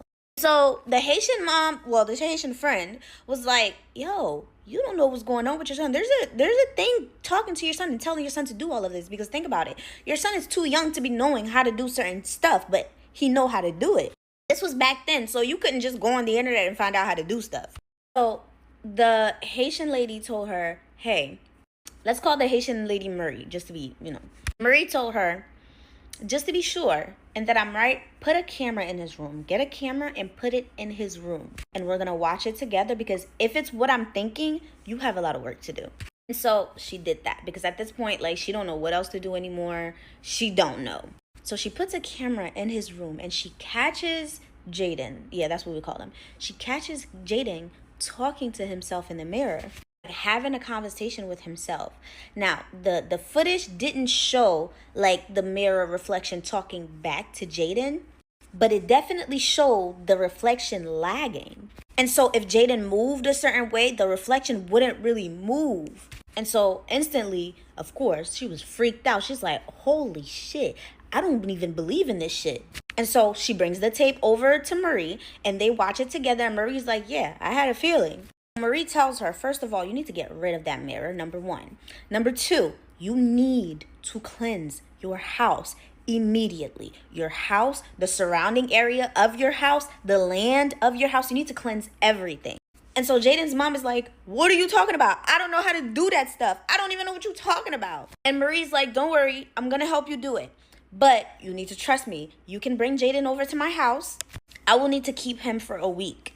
For that week, I'm going to come to your house. I'm going to cleanse it. I'm going to show you how to do it. And then as I keep him at my house for the rest of the week, you need to do this every single day. That's exactly what happens. It was hard at first because dad wasn't really going for it because he didn't believe in that stuff. And so mom had to go against dad to really send Jaden over there to Marie's house. So Marie comes to pick him up, right? And Marie starts to cleanse the house to show Jaden's mom how to cleanse the house. And Jaden did not like that. He started getting angry, especially when they tried to take that mirror outside. When I tell you, that boy grabbed a knife and was like crashing out over them getting rid of that mirror. And at this moment, dad kind of believed it a little bit because they looked in his eyes. They both said, that's not my son. He was still a little iffy about it. He still was like, nah, don't send my son over there. And mom is like, I don't give a fuck what you talking about. I'm sending him over there. This is our last chance. Like, we tried everything else. Nothing is working. So now mom knows how to do the cleanse. Marie told her, do this cleanse for exactly 7 days straight because I'm going to keep him for 7 days straight. And you know a Haitian mom, they don't fuck around. Jaden tried that bad behavior stuff. It wasn't flying in a Haitian household. Now, for the first 2 days that he was at Marie's house, Definitely tried to run away. He tried everything that he could, but again, not flying. Marie had a set schedule every day at 3 a.m. exactly. She would wake him up out of his sleep, take him to the bathtub, and give him, guess what, a spiritual bath while praying over him. Afterwards, she would put him back to bed and read, certain Bible verses over him. There was a lot more that she did. Like, for example, she bought a specific Bible for him and put it under his pillow while he sleeps. Protected her home, like the surrounding home and stuff like that. Like I said, the first couple days, hell, he wasn't having it. By like the 3rd, 4th, and 5th day, he was super tired, exhausted, just sleeping and sleeping and sleeping. By like the 7th day, he was back to normal, except he doesn't remember anything. He does not remember that entire week. The entire week he spent at Marie's house, he does not remember. He does, however, remember the stuff that he was doing before, though. So after the 7th day, Marie brought him back home, and Marie told them, like, y'all need to get into church immediately. Because that thing tried to attach, it did attach itself to your son. And although you're cleansing your house and all of that, is going to attempt to come back. And you need to be strong. Strong in prayer, strong in protection, and everything. And they did exactly that, and everything actually worked out pretty good. Aiden is now 32 years old, and he submitted this story for me to tell y'all, obviously. Said if he's 30, then this definitely wasn't in the 2000s. I was just assuming. Anyway, that's the story, y'all. And it's crazy. A lot of the stuff that the Haitian mom did is in my ebook, the spiritual bath and stuff. So make sure you click that link in bio and get your ebook. And make sure you go over to my YouTube channel and watch my story there. Time's almost up, okay? Don't forget to let me know what you was eating, okay? I love you. Bye. The land between the lakes is this area on the border of Kentucky and Tennessee. And basically, at the time, there were 2 rivers that form this piece of land in between. And apparently in the 60s, 70s sometime, they dammed it off and created what is now Lake Kentucky and Barkley Lake. And in between is this stretch of land that's become like this tourist destination where millions of people go every year to camp. Now, there are so many different legends and lore because apparently when they had dammed the lakes, they flooded entire towns, and some of these towns had cemeteries, and so a lot of these cemeteries are completely underwater, under the lake. And also, if you hike in this area where the land is, there are over like 270 cemeteries. Now, this is a story I heard out of the Land of the Lakes and how creepy this place is. So this guy said that him and his family went down for the 4th of July to stay at this cabin right next to Lake Kentucky. And he said, it was about midday. Him and his family were all outside right next to the lake. His sons were fishing. And he was just sitting there grilling out. Well, he said all of a sudden he hears a man's voice yelling, "Help me." And he said it sounded like it was coming from like the lake. And he's looking around, he doesn't see anyone, but he can vividly hear, like, "Help me, help me, help me." And so he gets his wife and he's like, "Do you hear that?" And she hears it. And they can't figure out like where this is coming from. And he's like, "Well, there's a bunch of people here, for 4th of July. Maybe it's someone camping nearby." So eventually, after they keep hearing this, he calls the sheriff. Sheriff comes out. He hears it. And he's confused because he's like, it's coming from the lake, but where is it coming from? Like, who is out there saying, "Help me"? So he goes around and, goes to different campsites and cabins. No one is like, "Yeah, we're not yelling for help. Like, we don't need help." And he seems like very confused and stuff. Later that night, they're all in their cabin sleeping. And he said sometime in the middle of the night, they start hearing a banging at the door. And someone's like banging frantically at the front door of this cabin. And he said he could hear that same man's voice. And it was like yelling, "Help me, help me." So he's like, hold on, like, I'm coming. He runs to the front door of the cabin. He opens it up. And he said it was just completely quiet outside. There was no one. And he said later on he talked to some locals and they said, yeah, and like this stuff happens all the time. There have been, you know, hundreds of people who drowned in this lake. And he said like every year so many people drowned or they disappear and they're never seen from again. One of the other legends about this area is something they call the LBL beast, or the beast of the land between the lakes. And this thing is similar to the Dogman up in Michigan, right? And apparently in the 80s there was a whole family that was like massacred, and you know, they tried to cover it up and stuff. Soldiers came from Fort Campbell, and a lot of people in the area, they say, yeah, they're like, there is something in these woods. We don't go out at night. So this is another story I heard about this man and his family. They go out camping in this area, and they actually stayed in a cabin. And I believe it was near Lake Kentucky. And he said, you know, at night they decided to go for like a nice hike because it was really nice outside. So they started hiking down this trail, and they stumbled upon like a really old cemetery. And he said during the day they had seen it, but now at night it looked really creepy because it was kind of illuminated by the moonlight. And he said all of a sudden they seen something like moving by one of the stones. And he said that's when he noticed there was like dirt sort of flying up in the air. And he said as they got a little closer, there was something digging out like one of these graves. And he said all of a sudden this thing just stood up out of the hole, and he said it looked like a man but a dog, and it had these bright red eyes. And apparently he said it let off this loud howl. And so he said him and his family, they took off running as fast as they can. They get back to the cabin and they lock the doors. And he said all night long they could hear this thing running around the house, making howls, like going up on the porch, tapping on the window. And they said whatever it was stalked them all night. And the next morning they packed up and left. So what do you think? Have you heard any stories from the land of the lakes? In the Appalachia, there is a particular set of rules that you must follow. You see, people lock their doors and windows at night. They close the curtains. They will not go outside because they know what's out there in the Appalachian Mountains. Now, this story comes out of the Roanoke Valley region of Virginia. There was this family from New York who had lived in the city most of their life. They wanted to get away and, you know, live that remote urban life. So they find this beautiful home on 16 acres in this secluded area of the Roanoke Valley in the Appalachian Mountains. And their first day moving in, the father, right, he notices something weird. The neighbor actually comes not to greet them, not to welcome them to the area, but to warn them. And he says very specifically, at night, make sure you lock your doors and your windows and you close the curtains. And he said, it's very important. There is something out there.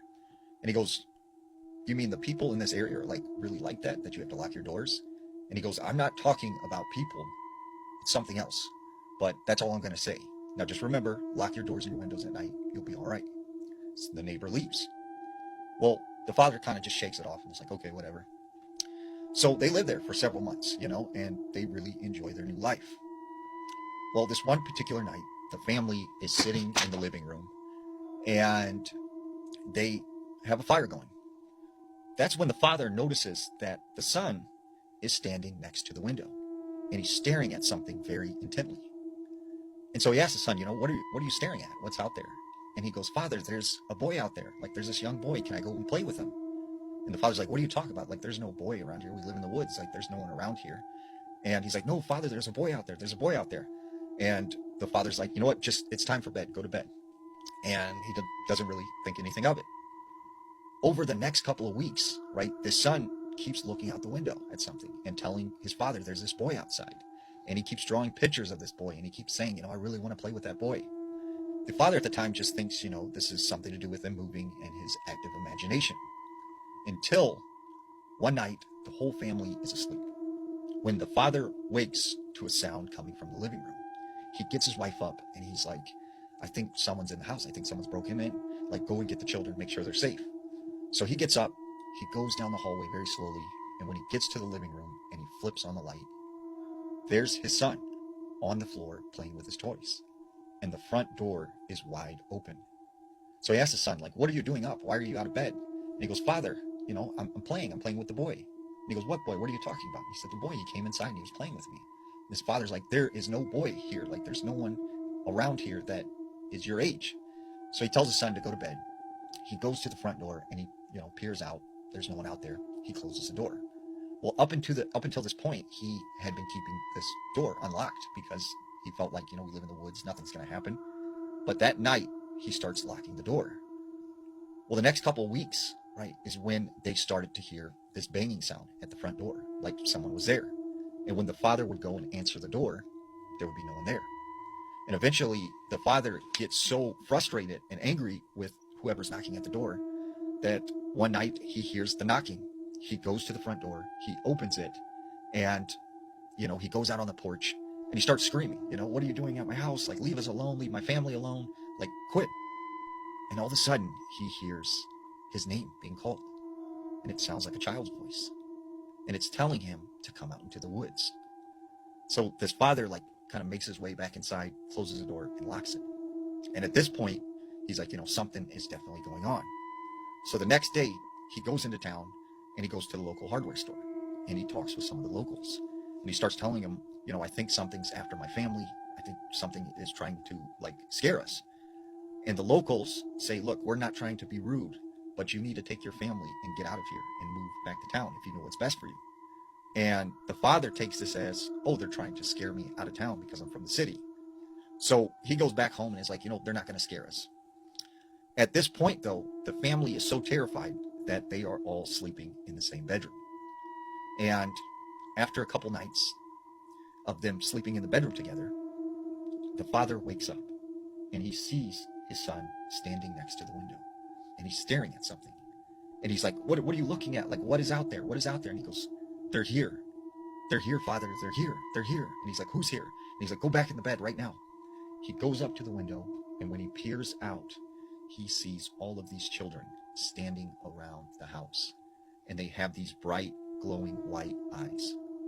So he hurries up, he closes the curtains, and he gets in bed, and he holds his son, and he tells him to go to sleep. The next few days, he's very nervous. He's very on edge, but he doesn't know what to do. That night, he goes to bed with the family in the bedroom. He wakes up, and he discovers his family is all gone.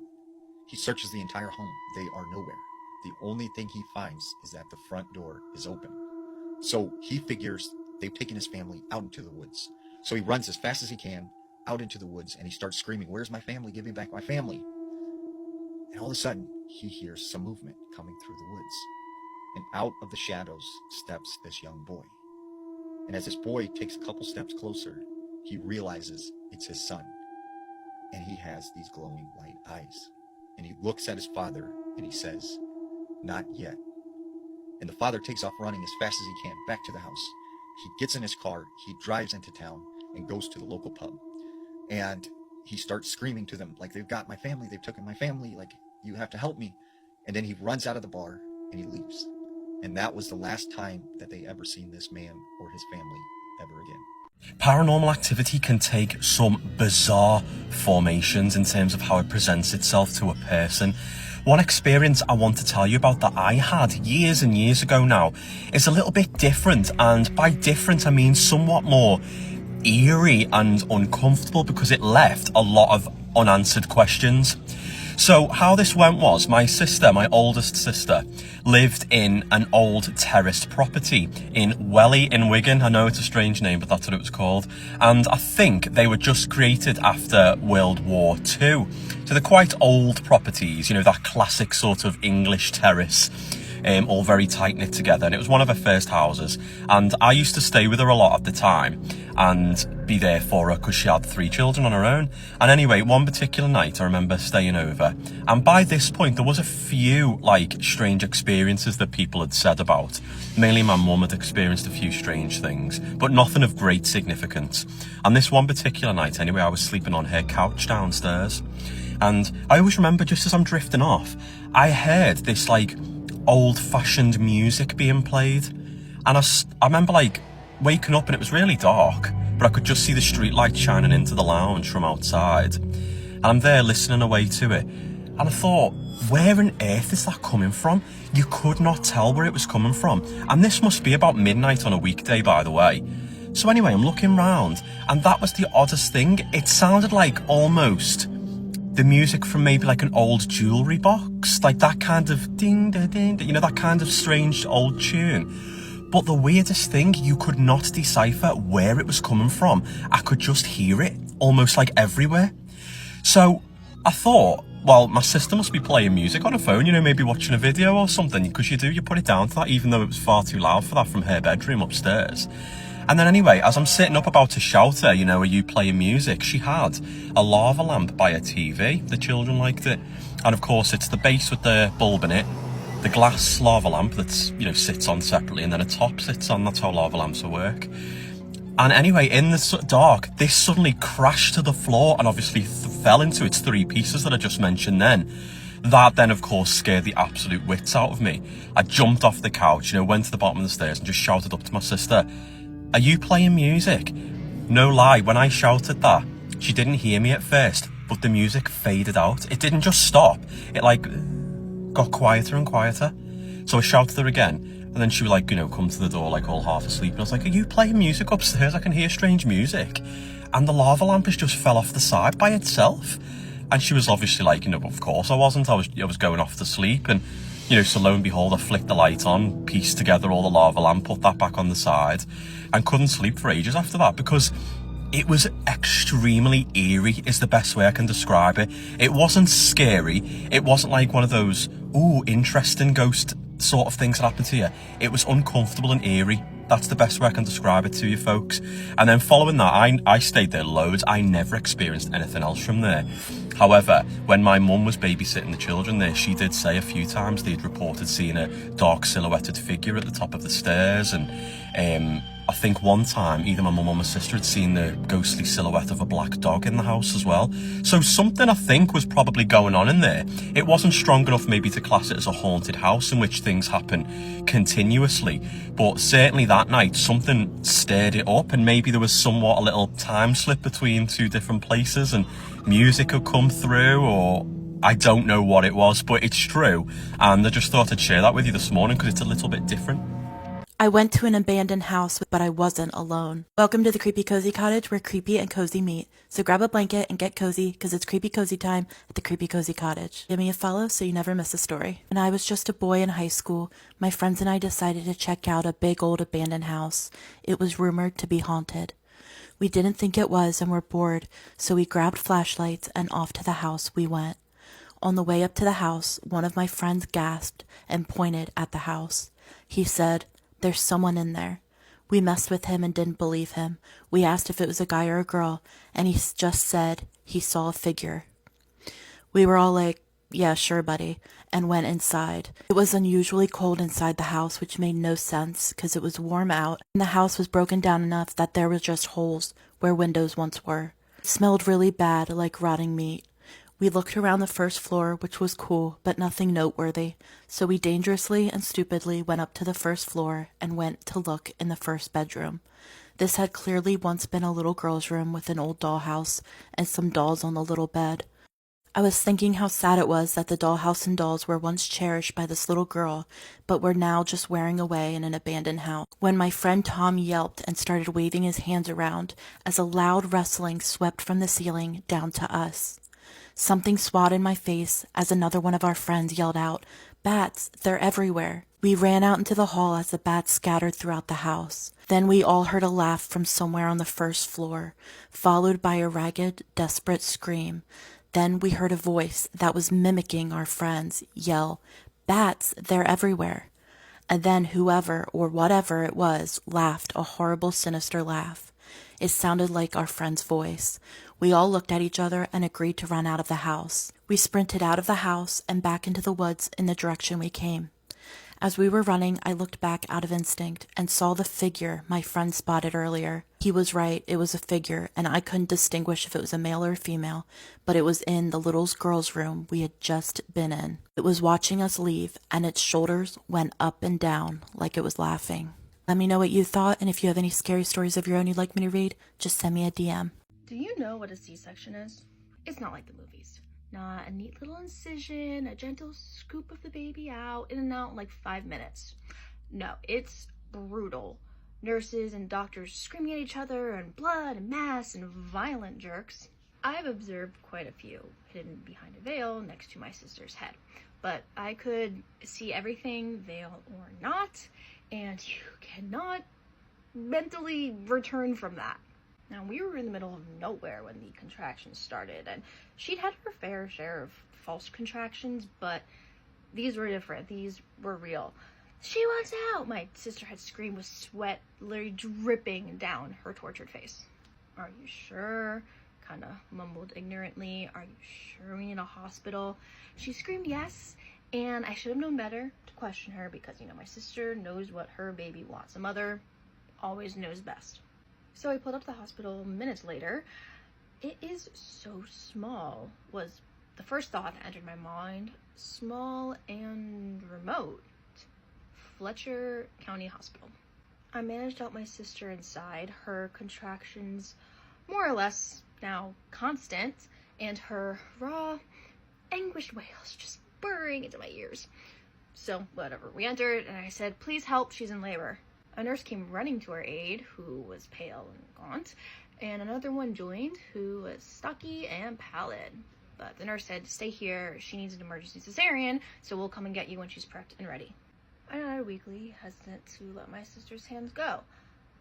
I'd been here before. I mean, not this particular hospital, but hospitals just like it, and they always gave me the creeps. So they rushed her away, leaving me to wander the halls aimlessly. The nervousness, anxiety, dread, almost just too much to bear.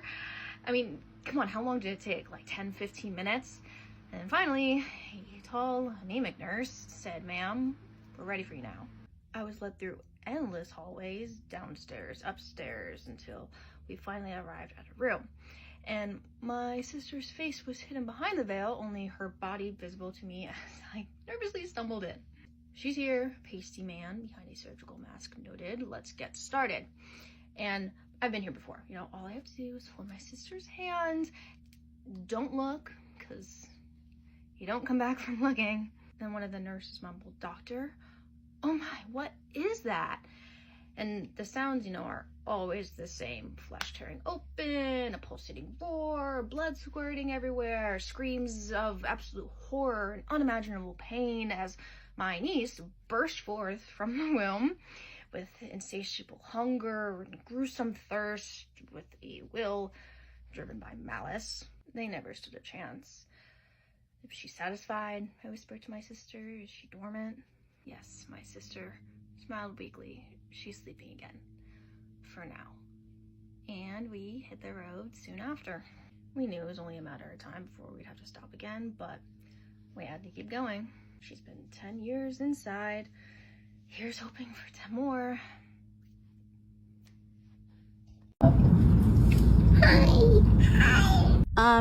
That doesn't look like a normal cat. That doesn't sound like a normal cat. Something about that cat is off, and I'm not the only one that thinks so. A lot of people in the comments are saying that they think that cat is actually a mimic and not a cat at all.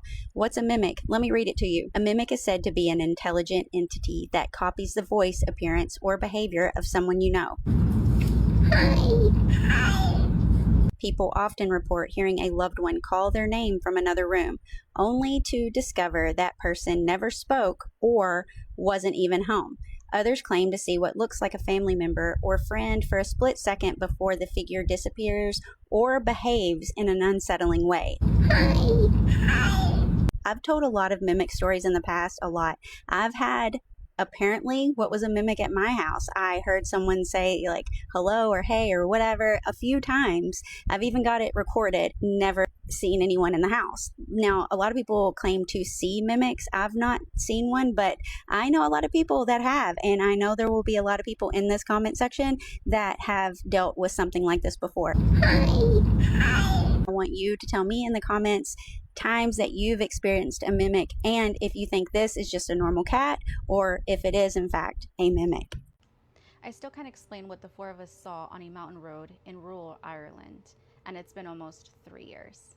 Scary story time. I'm posting this because I genuinely like to hear other people's thoughts. This August will mark 3 years since my cousin and my sister, a friend, and I witnessed something that none of us have ever been able to explain. Every summer, my family travels to a rural coastal area in County Kerry, Ireland. The village is tiny, with only a couple of pubs, a petrol station, a church, and a beach cafe. It's surrounded by steep forested mountains, farmland, and cliffs overlooking the bay. My cousins live farther up one of the mountain roads. Their neighbors own a large farm with several sheds, open fields, and a dense forest directly behind the property. There are also a few abandoned houses scattered around the area. 3 years ago, during my cousin's annual end-of-summer barbecue, 4 of us decided to take our usual evening walk up one of the dirt roads that the farmers used to reach the mountains. We normally walked just far enough to enjoy the view over the bay before heading back. This time it was getting dark. There was still enough light to see clearly, but night was settling in fast. As we walked, we looked towards the neighboring farm. That's when we saw it, a completely black figure moving across the ground on all fours. At first I assumed it had been an animal, but something immediately felt wrong. It was crawling unnaturally fast, almost gliding across the ground. Then it suddenly stood up on 2 legs. Without hesitation, it sprinted into the dense forest behind one of the tractor sheds. All 4 of us froze for a split second before running as fast as we could back down the hill to my cousin's house. We left my younger sister with our older friend, while my cousin and I decided to cautiously go back to where we'd seen the figure. By then, it was almost completely dark, so we knew we couldn't stay long. We stood there silently, staring towards the edge of the forest. Then we saw them. 2 yellow eyes. They were fixed directly on us. The only way I can describe them is dog-like, except the pupils look narrow and slit rather than round. The moment we realized they were watching us, we turned around and ran. Neither of us has gone back there since. For what it's worth, this happened on August 6, 2023, just a few days before both a blue moon and a supermoon. I don't know if that has any relevance, but it's something I've always remembered. To this day, the 4 of us still talk about what we saw. None of us think it was a person, but it didn't seem like any normal animal either. We've jokingly called it the Wolfman ever since, but in all seriousness, none of us has ever come up with any explanation that feels right. And that's the end of the story. So if you had saw what they did, what would be your first reaction? What would you think it was? And have you ever experienced something like that? You can let me know your experiences in the comments below, or if you'd like me to read any experiences that you have had, you could send them to my email in my bio, or you can send me your stories and I would love to read them for you. And yeah, so if you ever experienced something like that, or heard something, or know someone that saw something, let me know. I'd love to read it. The art of storytelling on our folklore creatures in Trinidad and Tobago is dying. It is becoming non-existent. And I'm not here today to tell you about a Trinity paranormal, Trinity story, or Trinity folklore, but I just want you to indulge me for 2 minutes. Let's have a discussion. Let's have a conversation about why I do what I do on this channel and why I believe that Trinity folklore is dying. I don't think we realize that folklore characters played a very essential role in teaching us roles and responsibilities and morals and values in society. And when I was younger, I would always remember, because I'm from a rural part of Trinidad. I'm from South, but rural South. And you would always learn about Papa Boa, Mama Dilo, Duen. I remember my parents or grandparents or great-grandparents would say, do not play outside after 6, because there's Duen, these little human-like creatures that will pull you into the bush and you'll become lost. So now you know when you're playing outside, you see when the place had a little dark, you know you used to go inside. Now, that was such a great mechanism to ensure that children were not kidnapped or interfered with after hours, especially when there was no street lights around, especially when the place is dark, where children are easily susceptible to getting kidnapped or getting taken or being interfered with. You know that by 6 o'clock, you don't want to do and harassing you. You don't want no creature taking you into the forest, so you're going back home. It was such a security mechanism that was so essential to us growing up. Even if you're playing outside and your parents tell you not to pelt no big stone, not no animals or whatever, because you know Papa Bo or Mama Dilo is going to like deal with you in the forest, carry in there, and you're going to be lost. So you knew to have respect.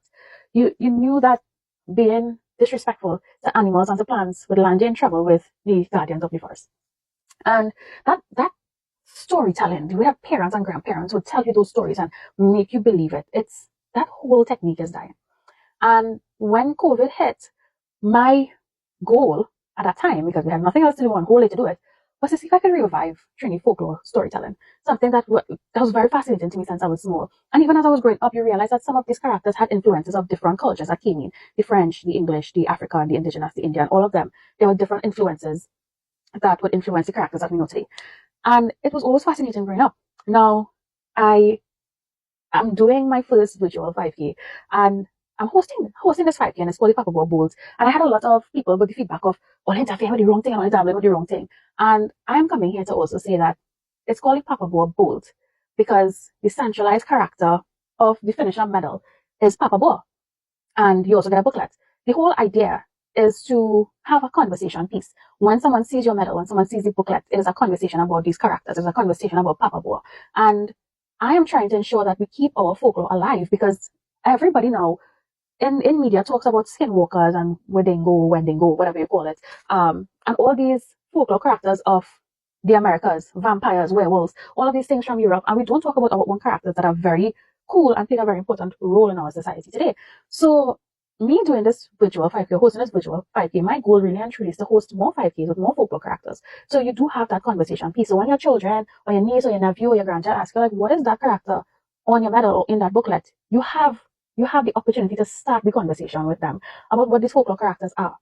So I don't necessarily see our folklore characters as evil, as bad creatures. I see them as a learning lesson. As creatures that teach us a particular lesson, certain morals and values that you need to have. So let me know how you feel about the dying art of folklore storytelling in Trinidad and Tobago. Would you also be participating in the virtual 5K that we are hosting with the Papa Bo? And what do you all think we can do to preserve our folklore creatures? People who grew up in haunted houses, what's the craziest thing that ever happened? You might be interested, but when it happens to you, it is not cool. It was horrible. This ghost was obsessed with me. It tried getting in my bed with me by pushing my leg in twice, called my name during the day when I was home alone. My sister saw him sitting on a couch one day. Grew up in a farmhouse built in 1890. The basement door would swing open on its own, even with a deadbolt slid across it. Stop trying to explain that one after the third time. This is not my story, but that of a woman I used to work with. She said she lived for a while as a teenager in a haunted house and she and her parents experienced eerie things. Most unsettling story occurred when she was being picked up by her friends to go shopping. They arrived, but before she got in the car, she realized she'd forgotten her phone, so she went back upstairs to her room to get it. When she walked in, all of the furniture in her room, the dresser in its drawers, her mirror, everything, was piled on top of her bed. It had somehow occurred in an empty house in the time it took her to go downstairs and back up. I grew up in a haunted house. I lived there from 3 to 14 years old. It was pretty typical stuff like hearing footsteps on the stairs in the middle of the night, doors opening and closing by themselves, my bed would shake sometimes, shower curtain got pulled open while I was showering once, and there was nobody else in the bathroom. That was pretty scary. One time, my cell phone was sitting on top of the piano in the dining room, and I saw it fly across the room and land near me on the floor. The worst was always when I would see things because it scared me so much more. One time, there was a translucent blue man standing in the middle of the living room. I turned the corner and he made eye contact with me and disappeared. I would also wake up in the middle of the night and see hands and faces in my bedroom walls. Sort of like if you press your hand or face against taut fabric. Thinking about that really freaks me out. Craziest? I remember the time the music rack on my mother's piano decided to fly horizontally 4 feet through the air, hang there for a second, and then fling itself to the floor. This happened between my friend who had just stopped by and myself, standing on either side of the piano. He flipped out and said, "Did you do that?" I replied, "Did you see me move? Just another day here." A couple years ago, we reconnected after a long time, and he retold the story for other friends at the gathering we were at. My previous home was built in 1899, had all the typical things, footsteps and doors opening. A few times I could hear 1940s dance music coming from somewhere in the house. My teen daughter and I were curled up in the living room on a rainy New England day. We were both engrossed in our books. A male voice suddenly said, "Hello." The voice seemed to come from the middle of the room. My brother's girlfriend in high school lived with her grandparents in an old Victorian house. He said one time they were taking a bath together when her grandparents were out of town and all the shit on her bathroom counter suddenly flew off and pelted them in the tub. He would never go over there again, and she was always at our house after that. My kids were playing in the front yard, and I was sitting on the front steps watching them. I heard someone knocking on the front door from the inside, so did the kids. It's a lead glass door, and we could see a figure through the glass. I thought it was my husband and he needed something. I went in and found him upstairs sitting in bed on his laptop. He hadn't been downstairs. He heard the knocking too and thought it was us. Still can't explain it. Lived in an old house in Pennsylvania, built in 1910. Every night we heard running up and down the stairs and knocking on the doors. Our first night there, me and my sister flew out of our rooms at the same time because both of our doors flew open. My dad found a bunch of old kid stuff in the attic and everything got a whole lot more active when he removed it. I grew up in a house up until 11 years old, which had a lot of activity. I would see shadow people. One occasion I was woken up by something pinching my toe really hard. Woke up to a shadow man standing in the bedroom doorway leaning against the door frame staring at me. The hall light was on, so it was very clear. In the old days, we had bunny ear antennas for the TV. One time, I was in my parents' room watching TV and the antennas started moving in circles on their own. Other very creepy things too. Okay, I have a couple, but one stands out the most. I was sleeping in bed with my husband and daughter. I was in the middle, as my daughter always felt smushed if she had to be in the middle. So we are fast asleep when I sit up and start yelling at a little girl. There was a girl 5 to 6 years old with pigtails, and she was taking shoes off my wall rack and putting them back. She turned her head to look at me. This is how I knew she had pigtails, and I looked to be sure my husband and daughter were in bed. They were still asleep. To this day, I have no idea who she was. Found out previous renters were really into the occult. I'd hear my name all the time, keys rattling, unlocking the door, and I'd go to greet my husband and no one there. The place burnt up in a fire years after we moved. No idea the cause. I think I might have an idea. I need to tell you guys this ghost story. This story was sent into my email, and if you have any ghost stories, paranormal encounters, or scary stories that you want to share, you can send them to the email in my bio. I used to live in an apartment that had things going on in it. I'm 99% sure of it. One specific afternoon, I was sitting on the couch filming a trending TikTok. One of those that made its rounds across the internet and everyone was making. I was home by myself, and in the apartment there was a small kitchen window that looked directly into the living room. So from where I had my phone propped up to record, part of the kitchen was visible in the background. I was focused on my phone and not paying attention to anything around me, but getting the TikTok right. And suddenly, a loud crash came from the kitchen behind me. The sound was so loud that it made me jump and abandon what I was doing completely. I spun around, my heart was racing, and for a split second I thought someone had broken into the apartment. But when I ran into the kitchen, I found nothing. The room was completely empty. I figured at that point that something must have fallen, but after checking everything and looking for what could have fallen over, I couldn't find anything out of place. Everything was as it should be. Eventually, I just let it go and forgot about it. Later that day, when I was editing and watching the video back, I noticed it. In the background of the video, a kitchen drawer suddenly slams shut by itself. Hard. Nobody near it. No one in the apartment. I stared at the screen over and over, trying to figure out what I was watching, trying to find an explanation, but I never found one. I posted the video and tried to move on. After that day, things just started to escalate. Things got much more strange. A few years later, one of my closest friends, Vivian, was hanging out in my room. We were just talking, laughing, doing absolutely nothing out of our ordinary. When without warning, my TV shut off, and at the exact same moment, my LED lights went dark. We both shot up immediately. I remember looking at Vivian and her looking back at me, neither of us with any explanation as to what had just happened. That's when I noticed something standing in my doorway. A figure taller than the doorframe itself was standing there. It looked like a shadow of sorts. Like if something were behind it, I'd still be able to see it. I looked at it long enough to note that this thing had a shape, a form. It had a presence, and it was staring directly at us. I could make out what looked like a suit and a top hat. I screamed. I pulled the blanket over our heads and started crying. For about 5 minutes, we stayed hidden under that blanket, too scared to move. Neither of us wanted to look. Neither of us wanted to know if it was still there. And then the lights came back on, and so did the TV, both completely on their own, and we both just kind of forced to go on with the rest of the night like nothing had happened. After that night, though, I started seeing him everywhere, and often enough that I stopped being surprised by him at all. Still scared, but just not surprised. Usually, I would find him in doorways.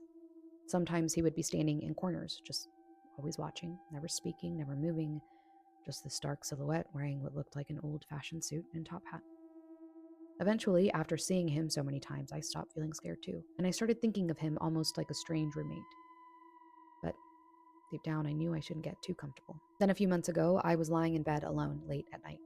The room was completely dark, and I had just fallen asleep when something slammed against the underside of my bed frame. So hard that the entire bed shook. Instantly, my eyes flew open. I sat straight up and looked around, but nothing.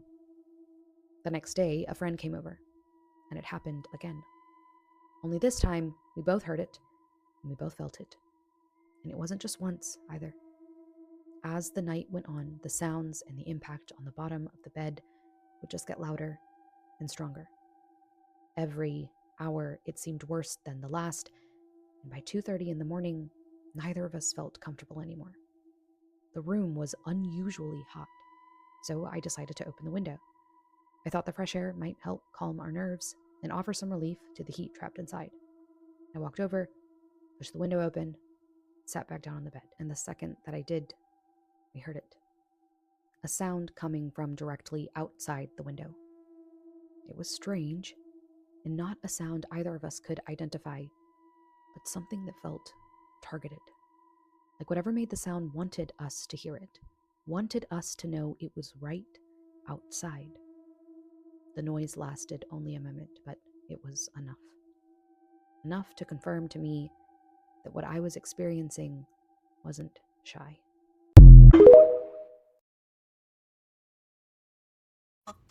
How my imaginary friend ended up on TV. And I know that's a crazy ass statement to say, but I have a story for you guys.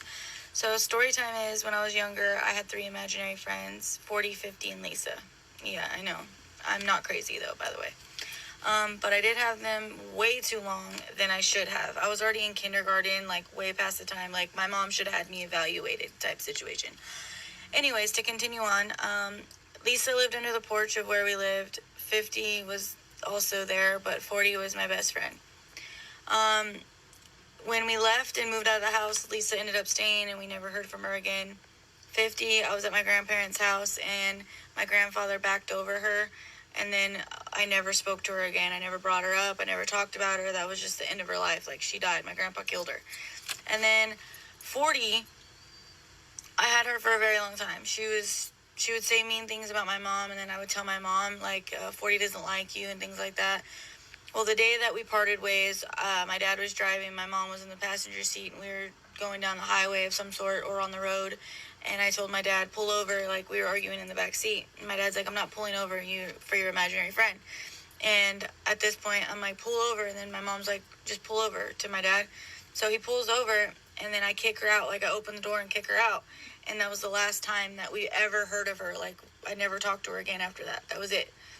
Years later, when I was like 17, sorry, I had to bring the groceries in, but years later, my mom saw a documentary with my brother-in-law that this little girl had a demon attached to her, and the demon's name was 40. And they all think that I was crazy and that maybe a demon was attached to me too, because every memory that I have as a child with these imaginary friends were very vivid. Like, I had them for way too long. It was super creepy. But yeah, she still to this day thinks that I had a demon attached to me, and that the little girl that was on the documentary went through the same things that I went through. That is how my imaginary friend ended up on TV. This imaginary friend does feel more dark than light, for sure. But this young girl telling the story has a good balance of who she is from a enlightened space. She may not consciously be fully aware of it yet. She might be. But she is much more grounded and rooted in understanding who she is, just as a human, which is really important when you have energies attached to you. Because if you understand who you are, even at a very young age, you will not allow a being to take over or control. Incarnation, she came in as a more enlightened being, so that when this energy attached to her, it wasn't allowed to overtake her. It wasn't allowed to control her. And this is a perfect example of how she removed it from her space. And the fact that it showed itself up later in a documentary, that happened because this young woman is supposed to understand her skill set, her psychic skill sets. She's supposed to understand, okay, what she is capable of. She is capable of seeing spirits, hearing spirits, speaking to spirits. Now, a lot of us have this capability. We all have psychic skill sets. It isn't unique to her. But what is unique to us is what our skill set looks like. So for her, her skill set is being able to see these spirits. Now, for me, as she's telling the story, I'm feeling spirits that have just recently left bodies. And that one spirit that they refer to as demonic had a very tragic, painful, abusive childhood, and passed very young and passed very in a very violent way. And so she was looking for someone to be angry with, but also to bond with, because this spirit, when she was in body, didn't have anyone to bond with her. And this was part of how her life went, sort of how she sort of fell under the radar and no one protected her and took care of her. Spirit felt safe with this young woman, and this is an important relationship.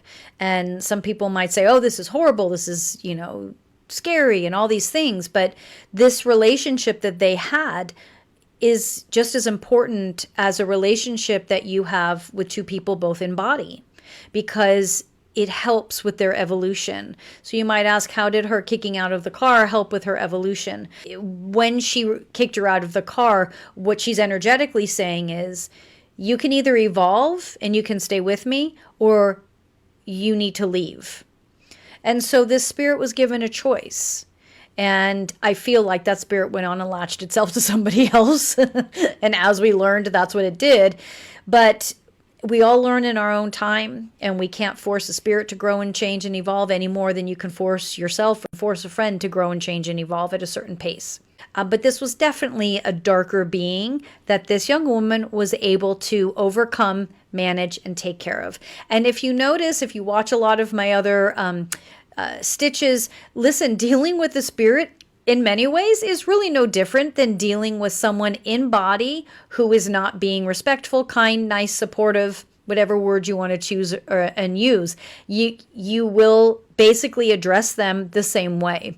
The difference is it comes from a more energetic space versus just the words. This young woman was able to connect with the energy of all three of these beings and solely communicate in that fashion, which says she is very capable of doing this. This is what her skill set is, and this is something she should be revisiting and rebuilding as an adult. Okay, so I know I haven't posted story time, so I got to give you a story time on what happened to me yesterday. So my brother has this friend that he basically grew up with, so like a childhood friend. They moved, right? They moved into this house, I don't even know how many years ago, but the house didn't have any like weird activity going on in it up until I want to say like last year.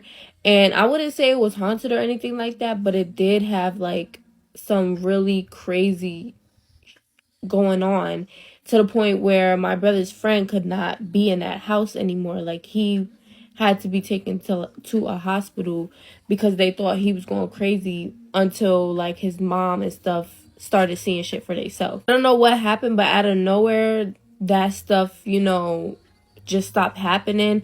I do know that they, you know, have like stuff that represent God around their house, so I don't know if they just put that up or what. Basically, my brother was not allowed to go over to that friend's house for a little over a year. I want to say like really a long period of time, maybe like 6 to 8 months or whatever. He just started going over there, so for the past like 3 days he was over there. Not yesterday, but before that, the past 3 days he was over there. And he didn't call me at all saying anything weird was going on. But now I'm gonna fast forward to yesterday night. So yesterday night, I'm sitting in the car and I got my door open. My AC wasn't working at the moment, and all my windows being down wasn't doing me no justice neither. So my brother comes out the house and I got the window down, but that door is closed. And he just like goes like this on the window, and we was talking about something, but when he started getting ready to talk about what he wanted to tell me happened at his friend's house, was when something weird happened. Before he could even say anything, he opened his mouth and the door slammed shut and it hit me. It hit my leg. I'm just like, what the fuck? Because the whole entire time the door was wide open without a problem, and it couldn't have been the wind that blew the door that hard, because the door is pretty heavy. Once it slammed, when I looked at him, he just, like, his jaw was dropped. He was like, what the fuck? Like, I didn't even get to tell you what happened. So he just, you know, ran to my parents and he ended up telling them what happened. I didn't hear what happened at that point. Up until, I want to say, like an hour later, right, I finally go in the house and he was already laying down, but he told me to look at his TikTok that he posted. So I looked at his TikTok that he posted, and I'm going to put his @ down below. And in the TikTok, he's basically saying that the last night that he spent the night at his friend's house, when he was over there, they was watching like ghost sightings caught on camera. Same friend, which I forgot to mention, this same friend always says like stuff like, oh, that shit's fake, or that's not real. And he just like, he be the main one being haunted by shit or being scared. Like something will scare the fuck out of him, but he be the main one saying that. While they're watching the video of like the ghost activity caught on camera, that's what he's saying the whole entire time they're watching the video. And in the midst of them watching that, my brother started saying like, you know, it's getting boring. Like now my brother's like, okay, maybe it is fake. This is getting boring. Let's turn it off.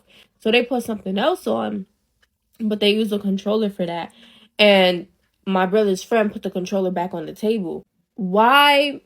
After that, the TV, I have to rewatch his video. He said the TV turned off, like black screen. And they started laughing about it.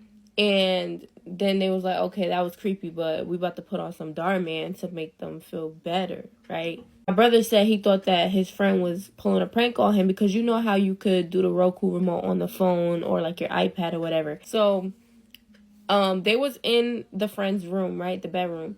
So when they go to put it on the TV and they start watching Dhar Mann, the bedroom door slams open. They was just like scratching their heads like, what the fuck is happening? Now my brother says after the door swung open, he was just like, I'm going to sleep. I'm not dealing with this. I gotta go home tomorrow morning, so I'm just gonna force myself to go to sleep. He turns like his back, you know, the opposite way, and he's laying down with his eyes closed, and his friend yells, oh my God. My brother was like, what? Like, what the fuck? Why you saying, oh my God? The light switch, which was near my brother's friend, turned on. He didn't see the light switch turn on, but the light turned on. And my brother was just like, okay, that had to be him, because he's right there next to the light and I'm faced a whole different way. Now he says they just chilling, they talking about what just happened, and they're trying to brush it off, but it's really hard to brush it off because of this next part. The Stanley Cup that's on his dresser literally flies across the room. He said like somebody threw it and it flew across the room. They decide they're not staying in that room anymore. So in the living room, they have a whole bunch of crosses and I guess a Bible like on a table. And my brother and him go into the living room and they're like, we sleeping here for tonight because something is in your room. My brother and him, I guess, slept on the couch and nothing else happened throughout that whole night. But in the morning time, that's when my brother came back. I also have been seeing shit fall, like, ever since the door slammed, I've been seeing shit fall in my room. This is after I'm hearing this story. So let me know if you want me to tell you the stories about like what's been happening since that. And don't forget to follow me and comment your opinion on this. Yeah, I think it's telling my brother's friend to stop saying that shit is not real when it really is real. And make sure you follow my brother's TikTok. Might have known the story of real life boogeyman. We listen, we don't get scared, and we don't judge. Let me give you guys a story time of this man that I love dearly, but he ran a witchcraft syndicate. So this man was somebody that would come to my house, right, and greet my grandfather. And growing up, I really liked this man because he was always so sweet, and he would always bring me like sweets and nice things. Well, he would bring all my cousins nice things, and then he'd give them like one, and then he'd give me two because, you know, I was his favorite. So this man had a huge farm and my grandparents would allow me to go with him most of the time. When I got there, what was weird was he had 50 black chickens that were separate, and then he had multicolored chickens in another coop, right? And it was just so many of them. But this side, there was 50 black chickens, and he had other animals too, which we're not going to talk about. So I would feed these black chickens. I would feed the other chickens as well. But then I started noticing that, man, like there was a time where I went for like a good week straight, like Monday till Sunday. Every single day I went to that farm. Isn't that at first there was like 50 black chickens? Every single day I went to that farm, there was more chickens. So before we close the farm and then go to sleep at 5, right? When we fed them their last meal or whatever, and then we leave water and then we leave some food, do you understand, for the greedy ones. We would count the chickens, we would count the cows, we would count the donkeys, we'd count. He had other people that helped him, but I would count the chickens, the multicolored chickens, the black chickens as well. So I went there on Monday, I counted them. I think it was 52 chickens. I went there on Tuesday, I count again. There's more chickens. So I'm confused as to why are these chickens always adding, right? He gave me some stupid excuse like, oh no, it's because they have kids and then the kids like grow fast. And I was like, overnight. But then I was like, you know what, okay, I didn't see it as a problem as a child, guys. And then one day, I think it was a couple of months later, I went to this man's house. Fine, I was busy with the chickens, and then he was sitting with this other lady, and it was 2 ladies, right? Fine, as they're sitting with those ladies, they're sitting down on a chair, and then I walked towards them, and then I sit next to this man, because, you know, I loved him. He was like my grandfather, y'all. So I sit next to him and they start talking like, yeah, so this is my friend like wants to join the group, blah, blah, blah. And the man is like, this is what you need a black chicken, you know, you need a candle, wada. And I didn't take any notice of it. And then that same day, before I left, before he took me home, I started counting the black chickens, I counted the other chickens. I don't remember what the number was, so we're going to say there was like 50, we're going to say there's 65 chickens. When I got there the following day, right, nothing was strange. When we counted the chickens, again, it was 66 chickens. And then I was like, oh, maybe these ladies are adding the chickens. Hypo, guys, more and more ladies started coming with, and he told them the same thing. You bring a black chicken, you bring a candle, you bring this, you bring that. And then there was a day where I went to go sleep over because my grandparents were going somewhere the following morning and I could not wake up early, you know. So fine, that same day, right? No, the day before I went to go sleep at this man's house. So I find myself dreaming of this man's farm, but I get inside this chicken coop filled with black chickens, right? And the man is standing behind him. So I call him like, Grandpa so-and-so, because I called him by his name, but I was like, Grandpa so-and-so, you get it, fine. So I'm walking on top of this chicken coop, and then I feel something soft, guys, when I tell you. In this dream, I saw nothing but people's brains. I saw people's arms, and I saw other dolls were tied with things. Some of them were sprinkled with stuff. Some of them were in very nice bottles. And I'm like, what's going on here? So I asked him, and he's like, no, continue. You must take over. And then there was this knife that was in the middle, and he told me to like lift the knife up and then like You understand? So I lifted the knife up, and as I was about to stab in the middle of that chicken coop, somebody pulled me. I don't know who, but I woke up. That same day, the following day, right? No, I dreamt I get it that day. Then the following day, I went to go sleep at this man's house because remember my grandparents were going somewhere that following morning. Went to go sleep at this man's house, and I remember that same day I saw this other lady had brought another lady, and they were talking about the black chickens warwara. And then I fell asleep, guys. And then I fell asleep because Grandpa so-and-so had kids, and I was asleep with one of them. They were older than me though.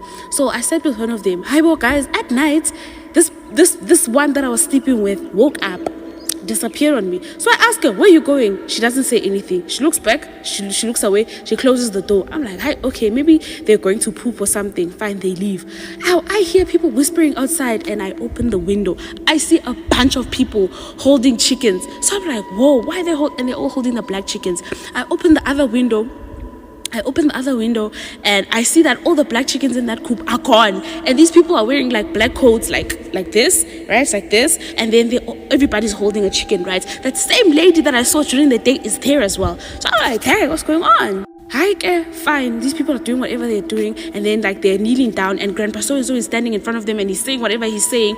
And then after that, they got up. Even the children were there. They were holding chickens. They got up. The wife was not there though. They got up, and then they like walked out of the gates, and I don't know where they went. So I was like, that's weird. Well, I go to sleep or whatever. I went to sleep because I thought it was nothing, and I saw the other children, but the one that was sleeping in the same bed as me, I didn't see her. So I thought maybe she went to the bathroom or something. Fairly they leave. Hi guys, I go back to sleep, and I wake up the next morning, and I asked them like, where did you go yesterday? And she was like, yesterday I was here with you. And I was like, no, you were not here with me. And I could see that she was genuinely confused because she doesn't remember going to the bathroom. So I was like, hi man, you're making me a fool. You left yesterday. She was like, no. And then Grandpa so-and-so kind of like cut me off. I was like, I chilled. Okay, fine. That the same day, my grandparents came to fetch me, whatever. Guys, my grandfather has a van, right? He sits inside the van. We sit inside the van. My grandfather sits in the passenger side, and my grandmother sits in the passenger side. I sit in the middle. My grandfather sits in the driver's seat. They're driving me back home. I tell my grandparents what I saw. Like the stupid kid that I was, when we were on our way back home, I told them everything.